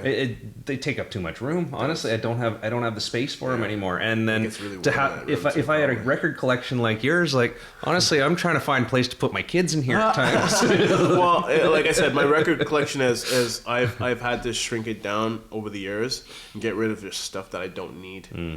So there was like a lot of like singles that I had as a DJ in the 2000 eras, especially using vinyl. We lots and lots of singles. I mean, you got compilation record crate savers, kind of stuff like that. But still, crate savers still take up a lot of space, and having to lug 3 crates of records at minimum to a gig. I used to have to lug 3 crates, speakers as well, on the bus with my mixer and backpack full of records as well too. Sometimes the bus drivers wouldn't let you on the bus. I was gonna say, how are you even haulers? You got a hockey bag with some cases? I had a dolly. I bought a dolly from Canadian Tire. You remember that one with the yellow top? The yellow I don't know. They've been selling it for years. Haven't really gone hunting for a dolly. So I had that dolly with me. First, I had an airport carrier. Okay. And then I would stack the crates on top of that. Use the elastic bungee cord or whatever. Cord. Yeah, that's it. Bungee cords to hold it in place. And I get up to the bus, backpack on, mixer with records in the back. It was a big Shure bag. Yeah. I don't know if they even sell that bag anymore. And then two speakers. Okay, had to go down to Guess Jeans every Friday and Saturday like this to be able to play at Guess Jeans. It was my first real gig. And you have bus drivers that be like, sorry, but no, you're not getting on the bus with that gear. So I'll wait for the next bus, I guess. I had to. That's the thing. I had to walk down a couple of stops. I had to, and then to get from my house to the bus stop. Sometimes what I had to do was I had to go up a block, leave gear, go back, get the other gear, and come back to meet that gear. Yeah. So I had to do that a few times to be able to get to the bus stop. So, needless to say, getting my piece of crap shitty Honda Civic. Oh yeah. My first car though was this is when I first got back. I got that Honda Civic was a godsend. I needed that vehicle. Yeah. It was a piece of crap. I could only maybe go like 70 on the highway at the top speed. And it was like at the time it was like a 1984 Honda Civic. It was a piece of crap. I had a 1983 Pontiac Parisian Brougham. It was a big old boat. It was a beautiful car though. Inside, like it had power windows, power locks, power everything, right? Yeah. A tape deck, like it was fancy for back then. It had AC in it even. Did it have cush for like? Well, you could pull the arms down or whatever, right? And it was like I say, it was giant and wide, so it had a 350 engine. It'd go like a bat out of hell, man. Like you could hold to a corner at 60 kilometers an hour like nothing, right? Wow. Yeah, it was pretty good. I liked it. But things have changed, and now I gosh, I never thought I would be a truck person.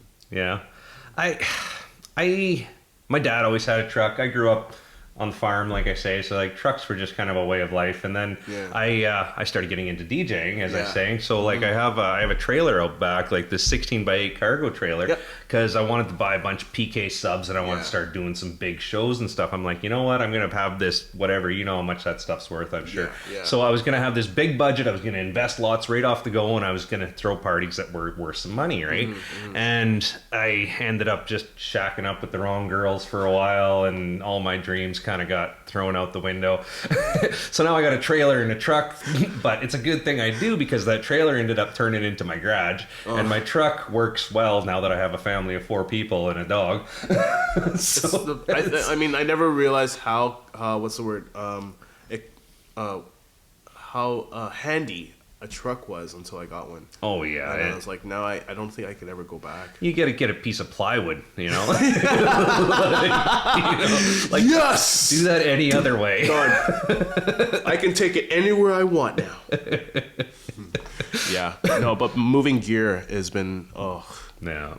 Being able to do bigger events on my own without having to hire a team. Yeah. Do you have a pretty big setup? Like I noticed you had like those Bose towers, and I didn't notice what those subs that you had on the side were. Or anything. So what I did was for that party, I put the speakers on the floor. Reason why is because like I mean, the kids are right here, right? I mean, I don't want to blow their ears out, and I know that they're gonna come out. Oh, it was already plenty loud just with those towers that you had. there was and that was clean sound though. Absolutely. They always give out really clean sound. So my major, like my setup right now for sound, I use a Bose L2 with the tone match system.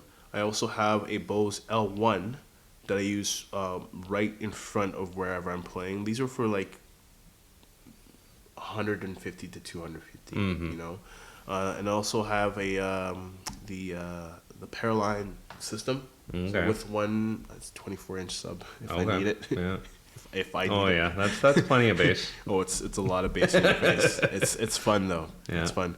So how big of a room do you usually find out kind of your square footage that you're dealing with before you do a show or anything like that? My thing is usually based upon how many people are showing up. Yeah.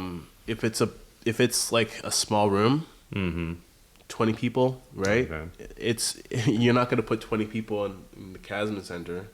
If you are, I'm still gonna bring a sound system for 20 people. If you want to stay on the other side of the Casman Center, that's your gig. Yeah.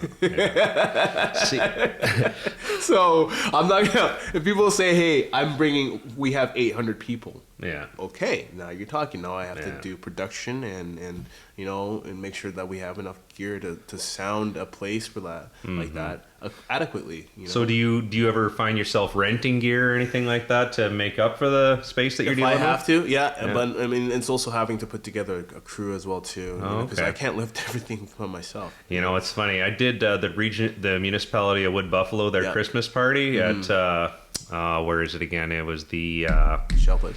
No, uptown, across from in Gregoire, just past the McDonald's there. You're talking about the over at the Holiday Inn. Is it Quality Inn? Quality Inn. Yes. Quality Inn, not Holiday And then there's Quality like Inn. they have their conference rooms all in the back there. It was a really big room anyway, right? And I came with my 2 towers or whatever, and then I had an 18-inch bass bin, and I got 2. Can't remember. I think they're 12 or 15-inch subs. I think there were 2 15-inch subs from I'd rented from in the sticks or whatever, and you know, it still didn't even touch what that room required. I was disappointed in you know, and I lugged everything myself and hooked everything myself too. Right? It was just it was a lot of work. Yeah, it's a lot of work. You know. Yeah. But I mean, that's the thing. I enjoy it. You know, my main thing is like, you know, I'll smoke weed before I do my setup, and I find like it helps me. It calms me down. I'm not stressing out, but I usually like to give myself a good time, a good amount of time to be able to get the gear really set up and take my time. You know, so I'll really test it. And I'll throw on some what's called Fat Freddy's drop.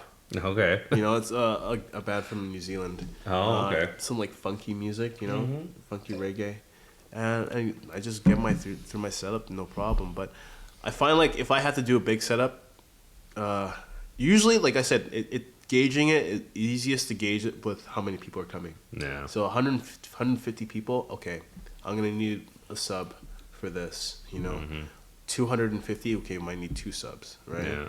And also depending on the room as well too. So usually it's. I wish I would have had satellite speakers. Was the big thing for me. Satellite speakers. You know what I mean? Like at the back of the room, facing towards me, because like I was just dealing with everything around this little dance floor. Yeah. And everybody at the back, like you could. It was kind of nice because it was kind of a professional function. You know, like the fire department was there, the police department, all those people, right? So it was nice for them to be able to get away from it, but at the same time, you know, when they were doing the speeches and stuff, it would have been nice to have some speakers at the back that I could have used to. Yeah. You know, actually, what I'm developing right now, I'm actually getting more of. I have a Bose S1, that little tiny guy. Oh, I love this speaker. The other day, yesterday actually, while I was watching the Raptors win, someone had it in the celebration or on his head.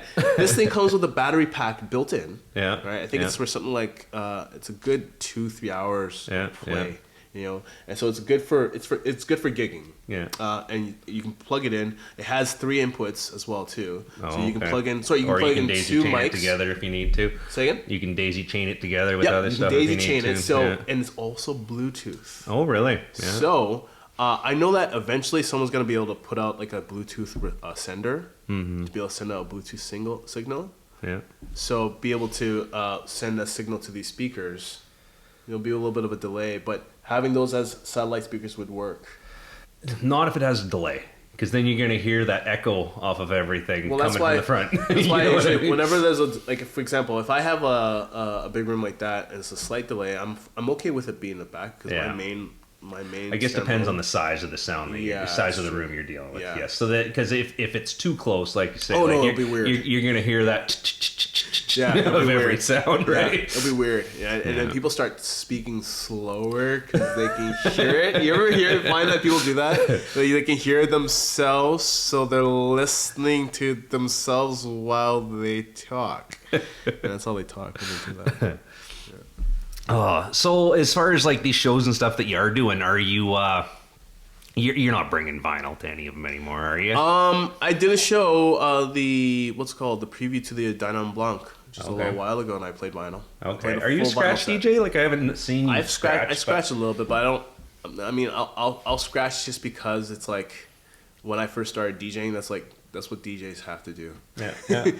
This, right? Everybody's seeing that, right? My I'm just doing that to find my one beat. yeah. Well, that's where it came from, right? But my scratching is a very basic to intermediate level. Mm-hmm. You know, it's not expert level. Like I don't battle scratch anyone just because it's like Don't want to get your ass handed to you, basically. exactly. But I do it as ways. It's in my repertoire. I use it from time to time to be able to get maybe a acapella in a funky way. You know, when I'm playing EDM house tracks, my thing is more about cuts. So, for example, I have tracks that are very similar in terms of their build up and then their bass drop. The bass drop tracks, cutting from one track to another track, and catching my audience off guard is what I like to do. It's like shooting an arrow. What you think about that? Who does that? You know. So yeah, surprising the audience in the room is what I love doing. Yeah. Do you I've seen that you have your digital vinyl in one of your pictures there?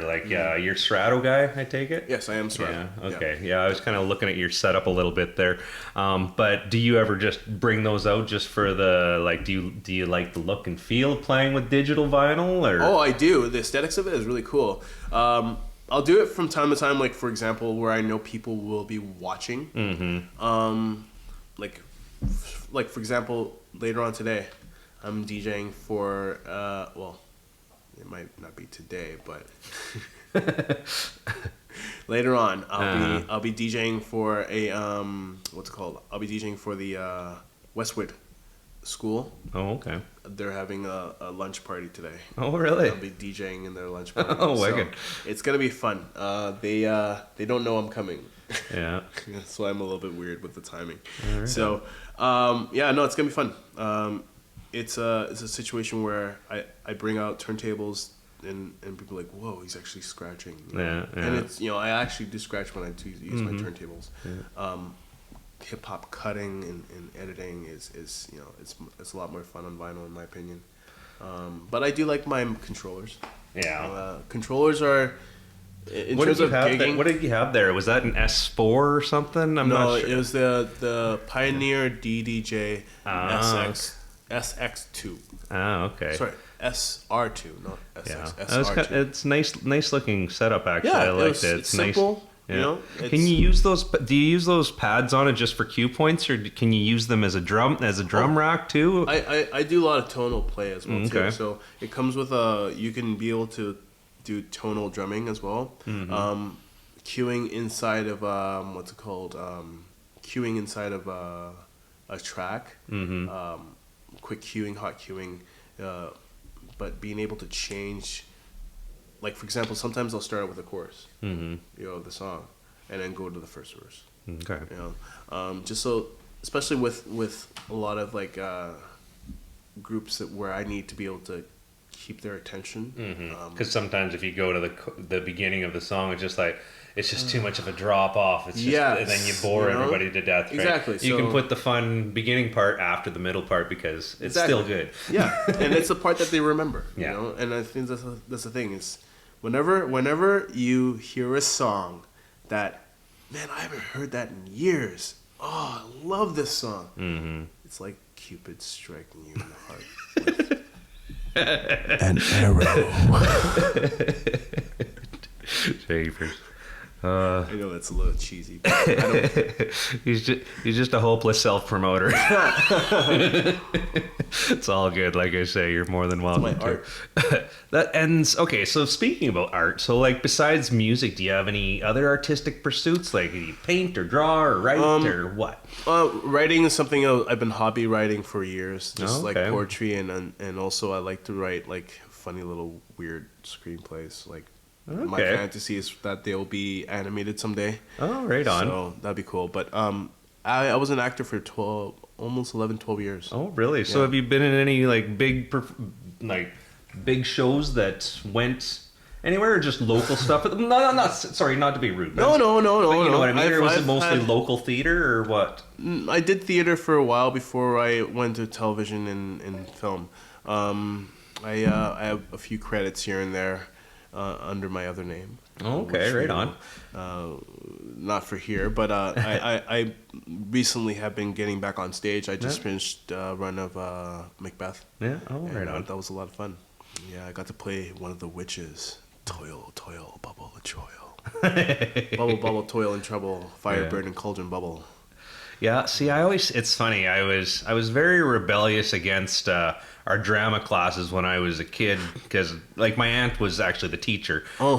So it was just like, I'm just going to be a pain in the ass, basically. But it ended up that I was really good at it. Yeah. So it was just like, because I just had that natural, outgoing, want to be a pain in the ass attitude. Right? Yeah, yeah. And, How could I pretend to be something that I'm not? Yeah. All right, let's do it. yeah, so it was fun, and it's something that I've always thought, you know, if I ever actually would have pursued and maybe put some time into it, something that I might have been good at. Well, But it's not too late. it's- I mean, in fact, one of the reasons why I want to get back into this is because I feel like I've grown a lot as a person. Okay. And now it's like, as an artist, we all draw upon our personal experiences. You know, whatever you're doing as an artist, whatever medium you're into, whether it's sculpting, if you're a singer, a musician, if you're a painter or a visual artist, you're drawing upon whatever you've either seen, heard, tasted, smelled. You're taking those senses and you're drawing upon your own experiences to be able to make your art. So I think that when it comes down to it,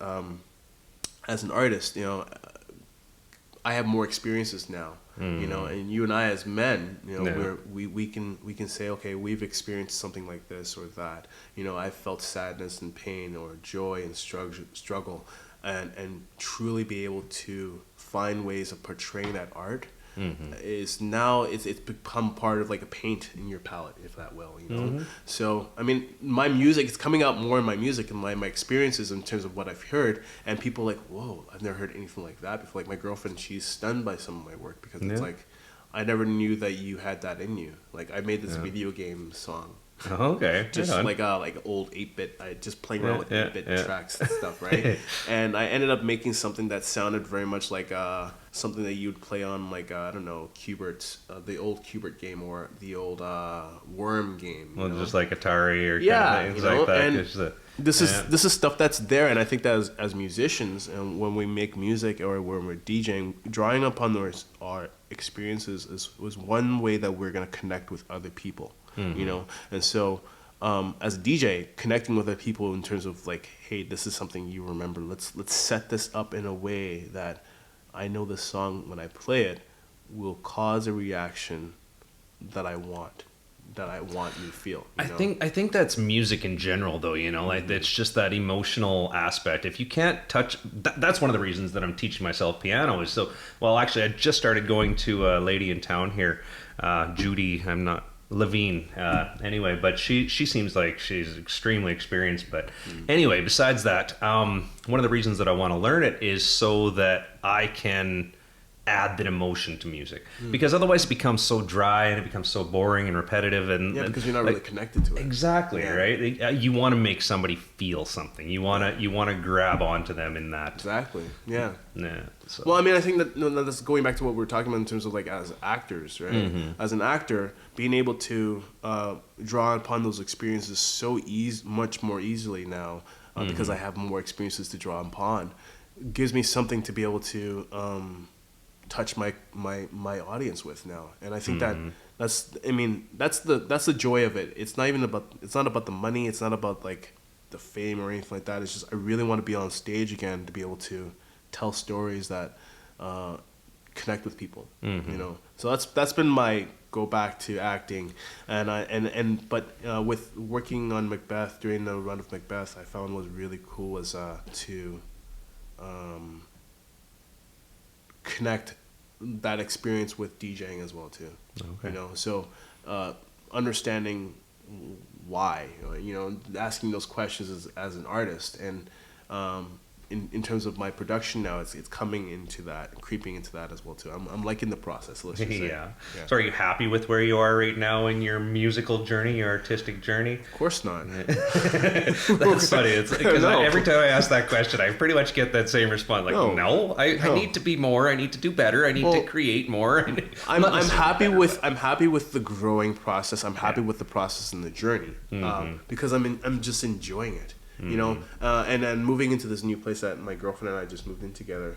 Moving into this new place, I used to live in a basement suite with one tiny window this big, about 6 feet off the ground. Yeah, that's terrible. So, I've done it. It sucks. Yeah, so I lived there for 6 years. Oh, geez. So it's sorry. I'm not trying to put down your place, but it's just like I've done it. It's just like stifled my music in a different way, and you get no sunlight in there. Exactly. It's just you live in perpetual darkness, really. In the week that I've been in the new place, we've been there for a while, but in the first week, I made 3 tracks. Oh, really? Wow. And your creativity just blowing up. Exactly. So it's been nice. It's been good to have some sunlight, and I think that having that outlet there now in terms of being able to make music so freely at any time has been a big change as well too, because of where I was living.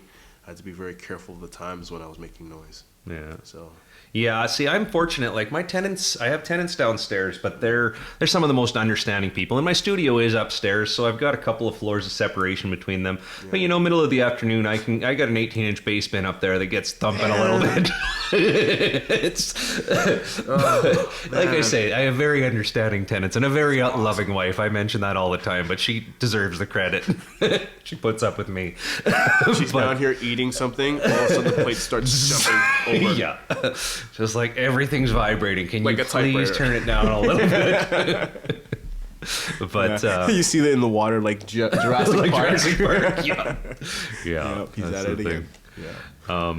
Yeah. So as far as so you say that you're getting more and more creative now. That's excellent. Do you find that you ever find that you're getting blocks and stuff like that? Like you say that you were less well, you didn't say it, but I'm taking it you found yourself to be less creative when you were in that. The space had to do a lot to do with that.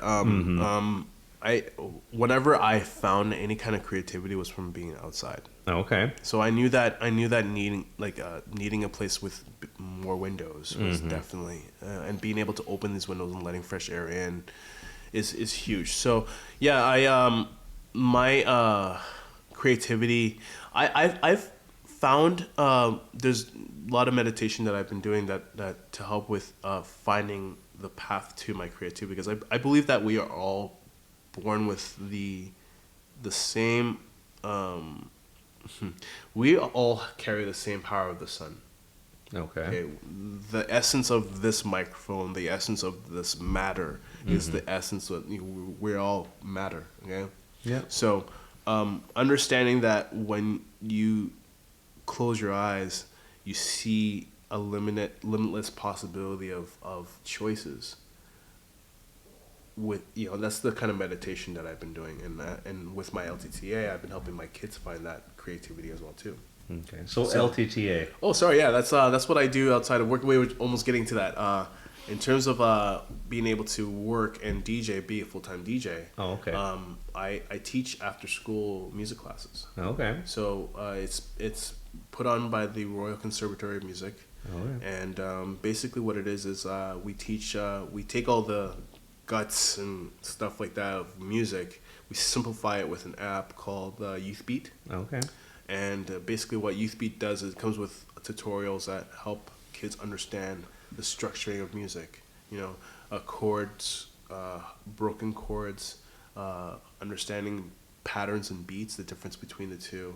And in teaching, I've found that I've learned a lot myself, you know, and my creativity has gone up as well too from that, just being able to teach. And I think that doing a little bit every day helps as well too. Yeah. So even if it's as small as listening to a track and saying to yourself, I'm gonna try and piece apart every single instrument in my head, and then try and think of how that person, you know, what kind of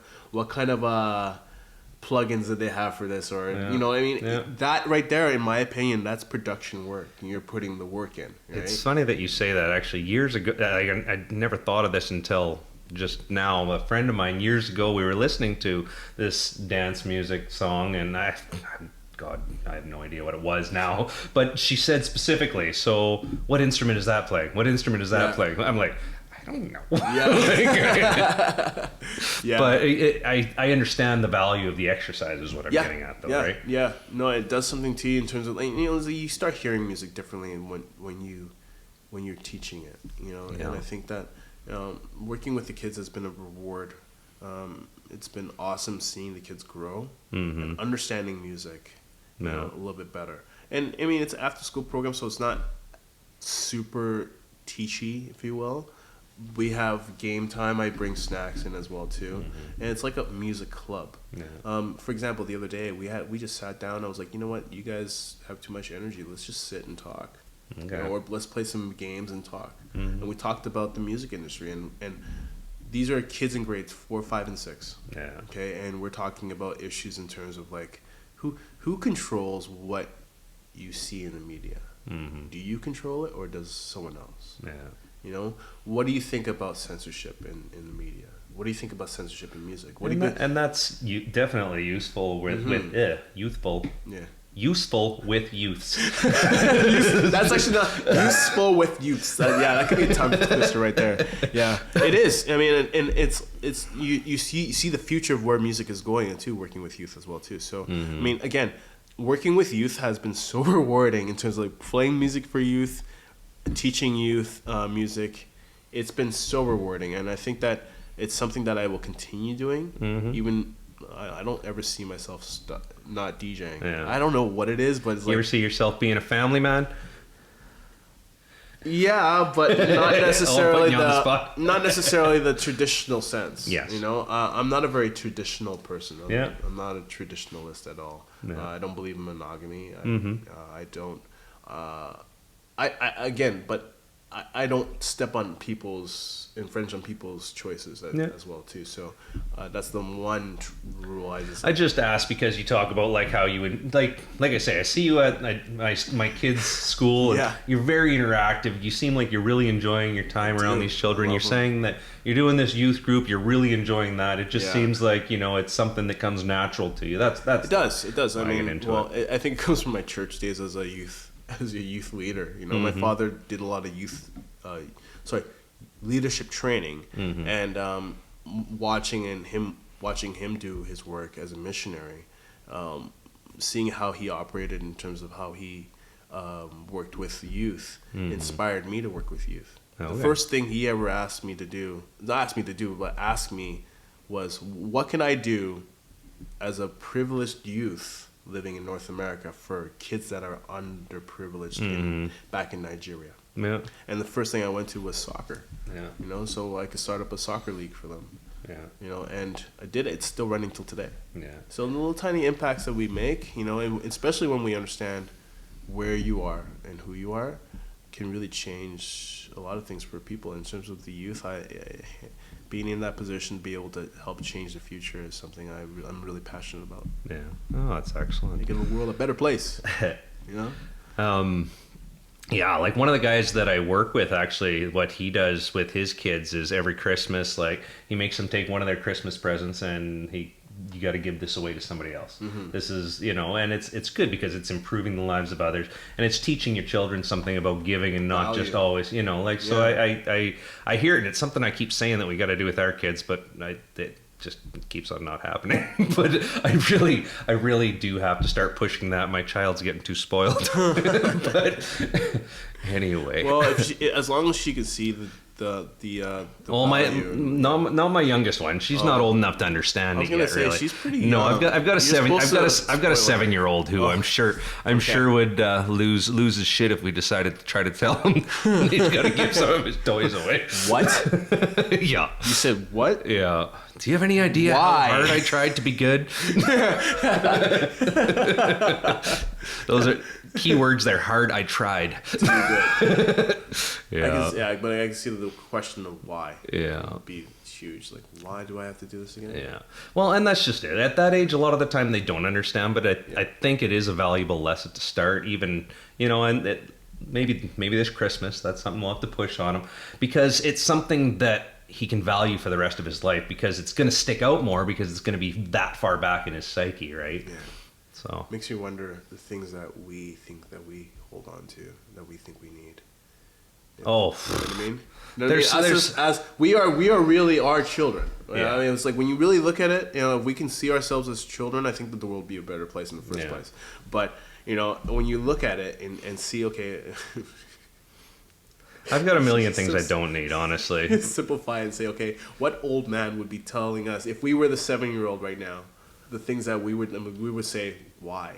Yeah. If Dad came to me and said, "Okay, go in your studio and give away something," no. Yeah, exactly. No. Why? Yeah. But that's the thing. So, are there any roads that you've traveled down all these different roads and you've taken all these different paths? Are there any that you wish that you would have taken that you didn't, that stick out in your mind by chance? That I wish I would have taken? Well, that you just you kind of you think back on and say, oh, well, it would have been interesting to do that when I had the opportunity. Or are you kind of taking all the roads? I take roads as they come. Yeah.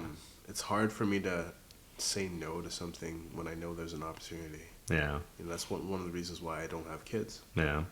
So I think that I wouldn't say that the kids aspect of life it would be that. I made a conscious decision to not have children. Mm-hmm.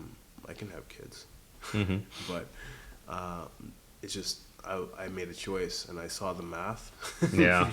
Trust me. I'm sorry. I'm doing the math constantly, man. Well, the thing is, I have a respect for parents because it's like, well, you're brave. Oh yeah. I decided not to, and I'm receiving flack from my parents from it, because their mortality it's becoming a question, and it's like, of course they want their line to continue. Well, it's not necessarily about... I never really thought about it as my parents' line. I thought about it as when I get to be 60, 70, 80, I just want somebody to be there. That wasn't obviously the only primary reason, but, I would love to have somebody there for me. I'd love to see if, there's... And then, like, my line beyond that, too. That's a big part of it for me, is just, the community that's going to be developed just from my own genes. You know what I mean? Yeah. Well, I think that you can contribute in so many other ways besides your DNA. Oh, absolutely. Absolutely. Well, like I say, this is another community I'm working on right here. That's the thing. It's like, I mean, for me, working with so many kids, man, it blows me away when I think about how many lives I've touched, and just knowing that the experiences, like, there was a kid the other day, unbeknownst to him, I was watching him having a blast at a party that I was DJing for, and I was wearing this cat mask, and the entire night he was just like, oh, that thing is so cool. And so at one point during the dance, I saw him out on the dance floor doing his thing, and I'm like, I went out in the dance floor and I took off the mask and I just gave it to him. Oh yeah, And made his day. he'll never forget that. Yeah. We have that opportunity as DJs to be able to really give people experiences, and that's our job, creating experiences. Yeah. You know, rememberable experiences. If that means me strapping on a dildo to the front of my pants and having some dude or woman give me a blowjob, pseudo, that's creating an experience. Yeah. Oh, that's one you're not going to forget. Exactly. So I mean, but that's the thing, though, is like these experiences are going to last forever, and that's our job. And taking joy in doing it is bonus. It's like bonus time. No. You know, and that's what I do. That's why I'm a DJ. Yeah. Shooting arrows and watching you bleed. Yeah, gotcha. Next. So do you ever take veg days or anything away from the whole DJ scene? Do you just take days for yourself and your girlfriend? Man, okay, so this is the thing. I tell people that I'm used to playing 6 to 8 hour sets because working at Guess, my first ever job, I had to play 6 hour, so you 8 just hour went sets. all day long. Yeah, I didn't take time for lunch because I was so enthralled with the music and keeping that pace going and I didn't want to leave my gear sitting around for other people to fuck about with. So I would play these 6 to 8 hour sets, and I got used to playing so long that when DJ started saying 2 hour sets, I was like, whoa, that's really short. Yeah. You know, I thought that wasn't long enough. At least give me 4 hours. You know? So when it comes to the aspect of taking a day, it doesn't make any sense to me because I'm so used to playing all the time. Like, I mean, taking a day off is weird because it's like I'll end up listening to music all day long. Yeah. You know? Or relaxing listening to music. Music is such a part of my life that I can't. It's impossible for me to step away from it. Like, there's no music playing right now, but we're talking about music. Oh yeah. Well, yeah, that's kind of the idea behind the show. Yeah. I don't know. I think we mentioned that once or twice. As soon as I leave here, I get in my truck. The first thing I do, I'm listening to music. Yeah. What kind of audio? Do you have any sort of setup in your truck? Well, I don't know if you want to talk about. No, I don't have. No, you know what it is. Me, I'm very simple. Like, look how I dressed. I'm wearing a T-shirt my girlfriend got for me. Being a DJ saved me from becoming a porn star. That's awesome. So, I'm freaking helplessly promoting my buddy's freaking Beer Works. What's Beer Works? He installs beer taps and like lines and bars and stuff like that Really? all around Calgary. He's got a pretty cool. good business of his own. Nice. And yeah, it's actually a half comfy shirt. That was one of the It looks reasons comfy. I like long sleeves like that too. So I just Next. Yeah, no. In my truck, I like to keep things simple. You know, I mean, my truck comes with stock Bose speakers, and it sounds sick in my. No, sorry, Sony speakers. It sounds sick in my truck. Oh, right. You know? So I'll crank it. Oh, the other day actually, because moving just a while ago here, I was sitting in the trunk. I was moving stuff into the house. I had the truck running still. Didn't realize it, and it was only maybe 12. This thing goes up to maybe 20, 26 or 27. I cranked. No, to 30. Probably, it was all the way to yeah. 30. It's a Ford, right? So, you have to crank it up. So I'm inside, and if the vehicle's at maybe 6 or 7, I can hear the bass. Oh, really? Yeah, Oh, that's awesome. That sounds cool. Yeah, see, I irritate my neighbors, I'm sure, sometimes in the summertime because I'll turn my truck around and work in the yard. I got a couple of subs in there and vibrate through the house too, if it's not outside, it's inside. So one way I don't know. I just like I say, that was what got me into music in the first, in dance music anyway, in the first place. It was just big stereos and trucks, and my cousin had his Tech 12s and playing around in his room as a teenager. I was sold to it after that. Nice. So yeah. So anyway, I gotta get going here. I was just gonna say it's pretty much time. We're ready to wrap up here anyway. I really enjoyed this. Thank you so much. My pleasure. John. Thank you for having me. Do you have anything coming up in July or August that you want to plug, or anytime after? Well, August 24th, I'm doing the After Pride wrap-up party. Okay. It's gonna be at Bailey's Okay. Pub. It's gonna be a great time. Yeah. Other than that, I mean, I'm all over the place. You can find me. Probably will be able to find me at Banquet Hall pretty soon. Yeah. They've already called and said that they want me there. So, Oh my God. I think that'll be the new spot. You know, being that it's right beside the movie theater. Yeah. It's an awesome location. Okay, perfect. Yeah. Well, thanks everybody for coming. I hope you enjoyed the show. We'll see you at twistedwaxrecords.com. All of this will be posted there. I'll have things linked on Facebook and all of the other links through SoundCloud and Mixcloud and everything else. It'll all be there. You can follow me on IG as well too. Yeah, there you go. DJ_QPID. Yeah, I'll be getting a profile done up about him that'll be on the website as well. So yeah, I hope you guys enjoyed the show. See you next time.